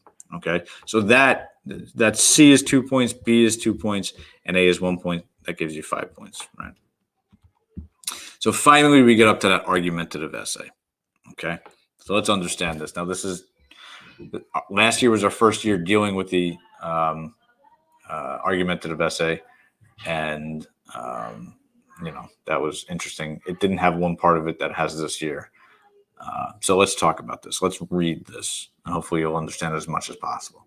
Develop an argument as to whether democratic or authoritarian regimes are better at maintaining sovereignty in a country. Okay. Develop an argument as to whether democratic or authoritarian regimes are better at maintaining sovereignty in a country. Now, you got to use one of the following course concepts in your response. You got to either talk about power, authority, or legitimacy. Now, you could talk about more than one, but you could talk about one. Okay, so what do you have to do? And this is what's really important. You spend 2 minutes in reading this and really just understanding what it is that you have to do when you take the test, either tomorrow or the 28th or whatever the date is in June. Respond to the prompt with a defensible claim or thesis that establishes a line of reasoning using one or more of the provided course concepts. So you would say a democratic regime is better at maintaining sovereignty in a country through its use of legitimacy or through its use of power, right? You have to combine your thesis, your first point with what's listed in, I'm using my hands, you can't even see me, what's in the top, with one of those power, authority, and legitimacy. Ricky, understand this. 55 gives you a 3, right? 55% gives you a 3. You're going to get like a 4 or 5 easily. This is you got this. Trust me. You're going to sit down to this test tomorrow and be like, really? This is the easiest test I took all year. Trust me. I have confidence. The fact that you came here today shows how already ahead you are than others. You're going to do well, and just go in there with that confidence of that. Okay, so remember, you have to combine that first half and that power, authority, and legitimacy. You have to ask your AP course coordinator, right? And then, good. You know what? Good for you, Jake. Though. So after that, you have to support your claim with at least 2 pieces of specific and relevant evidence from one or more course countries. So this gets a little complicated. You could use 2 examples from one country, or you could use one example from 2 separate countries. That's that's one way of doing it. And then what you have to do after that is to use reasoning to explain why your evidence supports the claim or thesis, right? Using one or more of the course concepts: power, authority, or legitimacy. And finally, different than last year, you have to have an opposing or alternate perspective using refutation, concession, or rebuttal. So you have to say, hey, look, if you said a democratic regime was better at maintaining sovereignty in a country because of its use of, because of authority or legitimacy, you would have to say, but at the same time, authoritarian regimes can maintain sovereignty in a country because of their use of power or something like that, right? And just explain that a little bit. Now, there are, as I said, I operate with a group of 1,000 different teachers across the country, and I've had this conversation with a lot of people. And every Sunday night, including tonight, somehow, we have about a 2-hour Zoom meeting with teachers from across the country. and people who have gone through this training from much, more experienced people, they say you can do this in, a number of sentences. You can do this really by saying, all right, here's my thesis. Boom, got it. Got my thesis with my course concept. Here are my 2 pieces of specific and relevant evidence. Maybe that's 3 or 5 sentences, something like that. Here's my reasoning to do that, my explanation of why the evidence supports. There's another 2 sentences. And then finally, here's my oppositional perspective. Boom, 2 more sentences. They're not looking for an intro, 2 bodies, and a conclusion. They're looking for you to answer what was provided and answer exactly what these 4 bullets are asking you to do. Okay, so those 4 bullets are really super important in understanding what exactly has to be done. So I implore you tomorrow, when you take your test tomorrow, to really if you have 40 minutes, or if you have, if they suggest that you spend 40 minutes in taking your time on this, take 2 minutes. 2 minutes is probably 90 seconds longer than it's going to take you to read this. But take 2 minutes to really understand what this argumentative essay is truly asking you to do. Because by doing that, you're going to set yourself up for, a better opportunity to get the score that you want. Okay. With that, we are at 5:51 p.m. on Eastern Standard Time of my world. I ask you, what are your questions that you need to have answered before the test tomorrow that I didn't go over? Because, there's definitely stuff that I either didn't go over or went over too fast. It's what you have to do is you have to answer the question. The formatting of what it looks like is less important than you responding to those 4 bullets. That is what I've been told by teachers, by people who work for the AP, by people who grade this. It's more important that you answer what's asked of you. In your response, you should do the following. That's if you hit all those different things. The 5 points. So it's the 1 for the claim, the thesis, right? It's the 2 for the 2 pieces of specific evidence, right? 1, 2, 3. 1, 2, 3. It's the reasoning to explain your evidence and the opposing or alternate perspective. So it's 5 points right there. 1 in the first bullet, 2 in the second bullet, so that's 3 total. 1 in the fourth bullet, 1 in the 4th bullet, so that's 5 points. There is 2. Yeah, Jake. What do I need to know for the specific countries? A concession. I get what you're saying with the concession. What would be a concession? Let me see.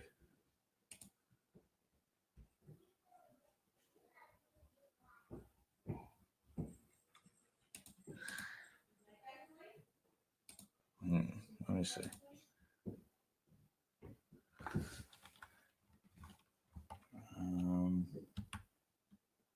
Concession.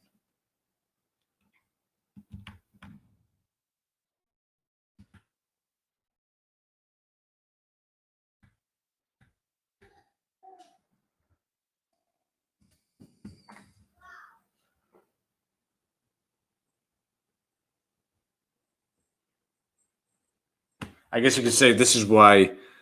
Or conceding that your point is wrong too.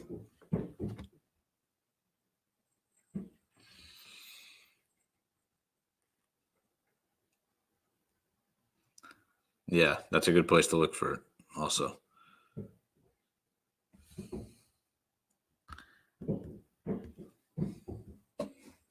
In these next 6 minutes, what other questions? It don't even have to be about the argumentative essay. They could be about anything AP related.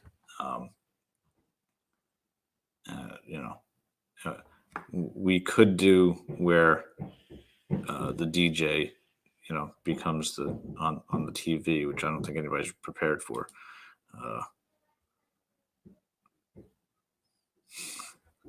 So, what other questions? Look, I'm even that guy. I'm wearing my where's this thing? My England shirt today. I really can't believe I did that, but what other questions could you possibly have in the okay? What's the difference between the National People's Party and the National People's Congress Congress in China? I don't think there's much difference to that, and I don't see them asking. Watch, it's on tomorrow's test. That depth. The UK, oh my God, I just saw my bald spot. Of course I'm a soccer fan. Yeah, did you see I was at a soccer game yesterday, but you see Allison's goal today? Whew, that was a pretty goalie goal. Yes, I have many more actually in front of I have three more over here, and then I have, you can't see it. Oh, you can't see it because it's over there. But yeah, I have, I guess 1, 2, 3, 7, I think. Yeah, I'm not gonna do that. I'm not gonna play the guitars for you. What is the Zapatista movement? The Zapatista movement. So they're unhappy with NAFTA. I don't know if I could explain it to you quickly enough in the it's not so much the restraint that Mexico places on its free media. It's the idea that, and I'm going to get back to,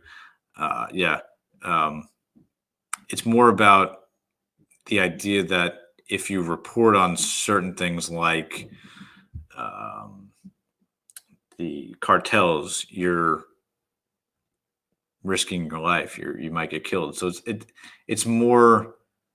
I don't know if I would call it a restraint or the lack of true freedom of the press, because freedom is iffy. Yeah, NAFTA still being in place is kind of questionable, because you have, when President Trump came through with the USMCA, I don't think we ever approved it 100%. I know Mexico did. I think Canada did, but I'm not 100% sure whether or not we did. I teach AP US Gov also, and I teach AP Comp Gov. I'm a much bigger fan of AP Comp Gov than US Gov, but I'm not going to answer. Oh my God, it's been a tremendously long 5 hours. It's been like 20 hours. But Bryson, I thank you for being here, because Anaya and I have done this 5 previous hours, and it was just us. It was tough, but it was over 5 weeks. How much of Brexit do I need to know? Just the idea that the UK wanted to remove itself from the EU and all that. When you ask Ricky, when you ask him about Boko Haram, should you know it, or how much should you know about it? Which one are you asking? No worries, Al. Ricky, it's okay. Yeah. No, she's been doing an amazing job. Really interesting. So is it in place? I feel like you would have heard about that more, but okay. You should know that they're trying to, they're in the north, and they're trying to, they're obviously a terrorist organization, and they're trying to wield power from Nigeria, wield power from the south so much, and to become more of a. I mean, you can argue the national question: should Nigeria be a one country or two countries? Boko Haram sort of challenges that pretty hard. We have 1 minute remaining.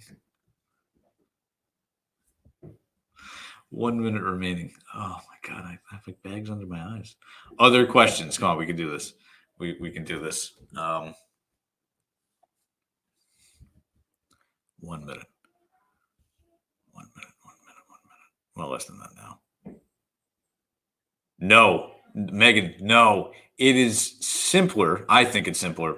But the one thing that the AP US Gov test does is they like the way the scoring works for that is it's not equal. Like you don't just get certain points and get a certain grade. It works very, very wrong. But the test I find to be simpler. The written parts are much simpler, I think, than knowing the 15 different court cases and all that stuff. And ladies and gentlemen, it's 6:00 on Eastern. So I got to go because I got to see my family. I got to see my kids, got to put them to bed. I thank you so much for being here. I'm not going to wish you good luck tomorrow. You don't need luck. You need to prove all that you know. Okay. So you're going to do really well tomorrow because you spent 5 hours doing this today. Good stuff. Okay. Prove it tomorrow. Okay. Bye-bye.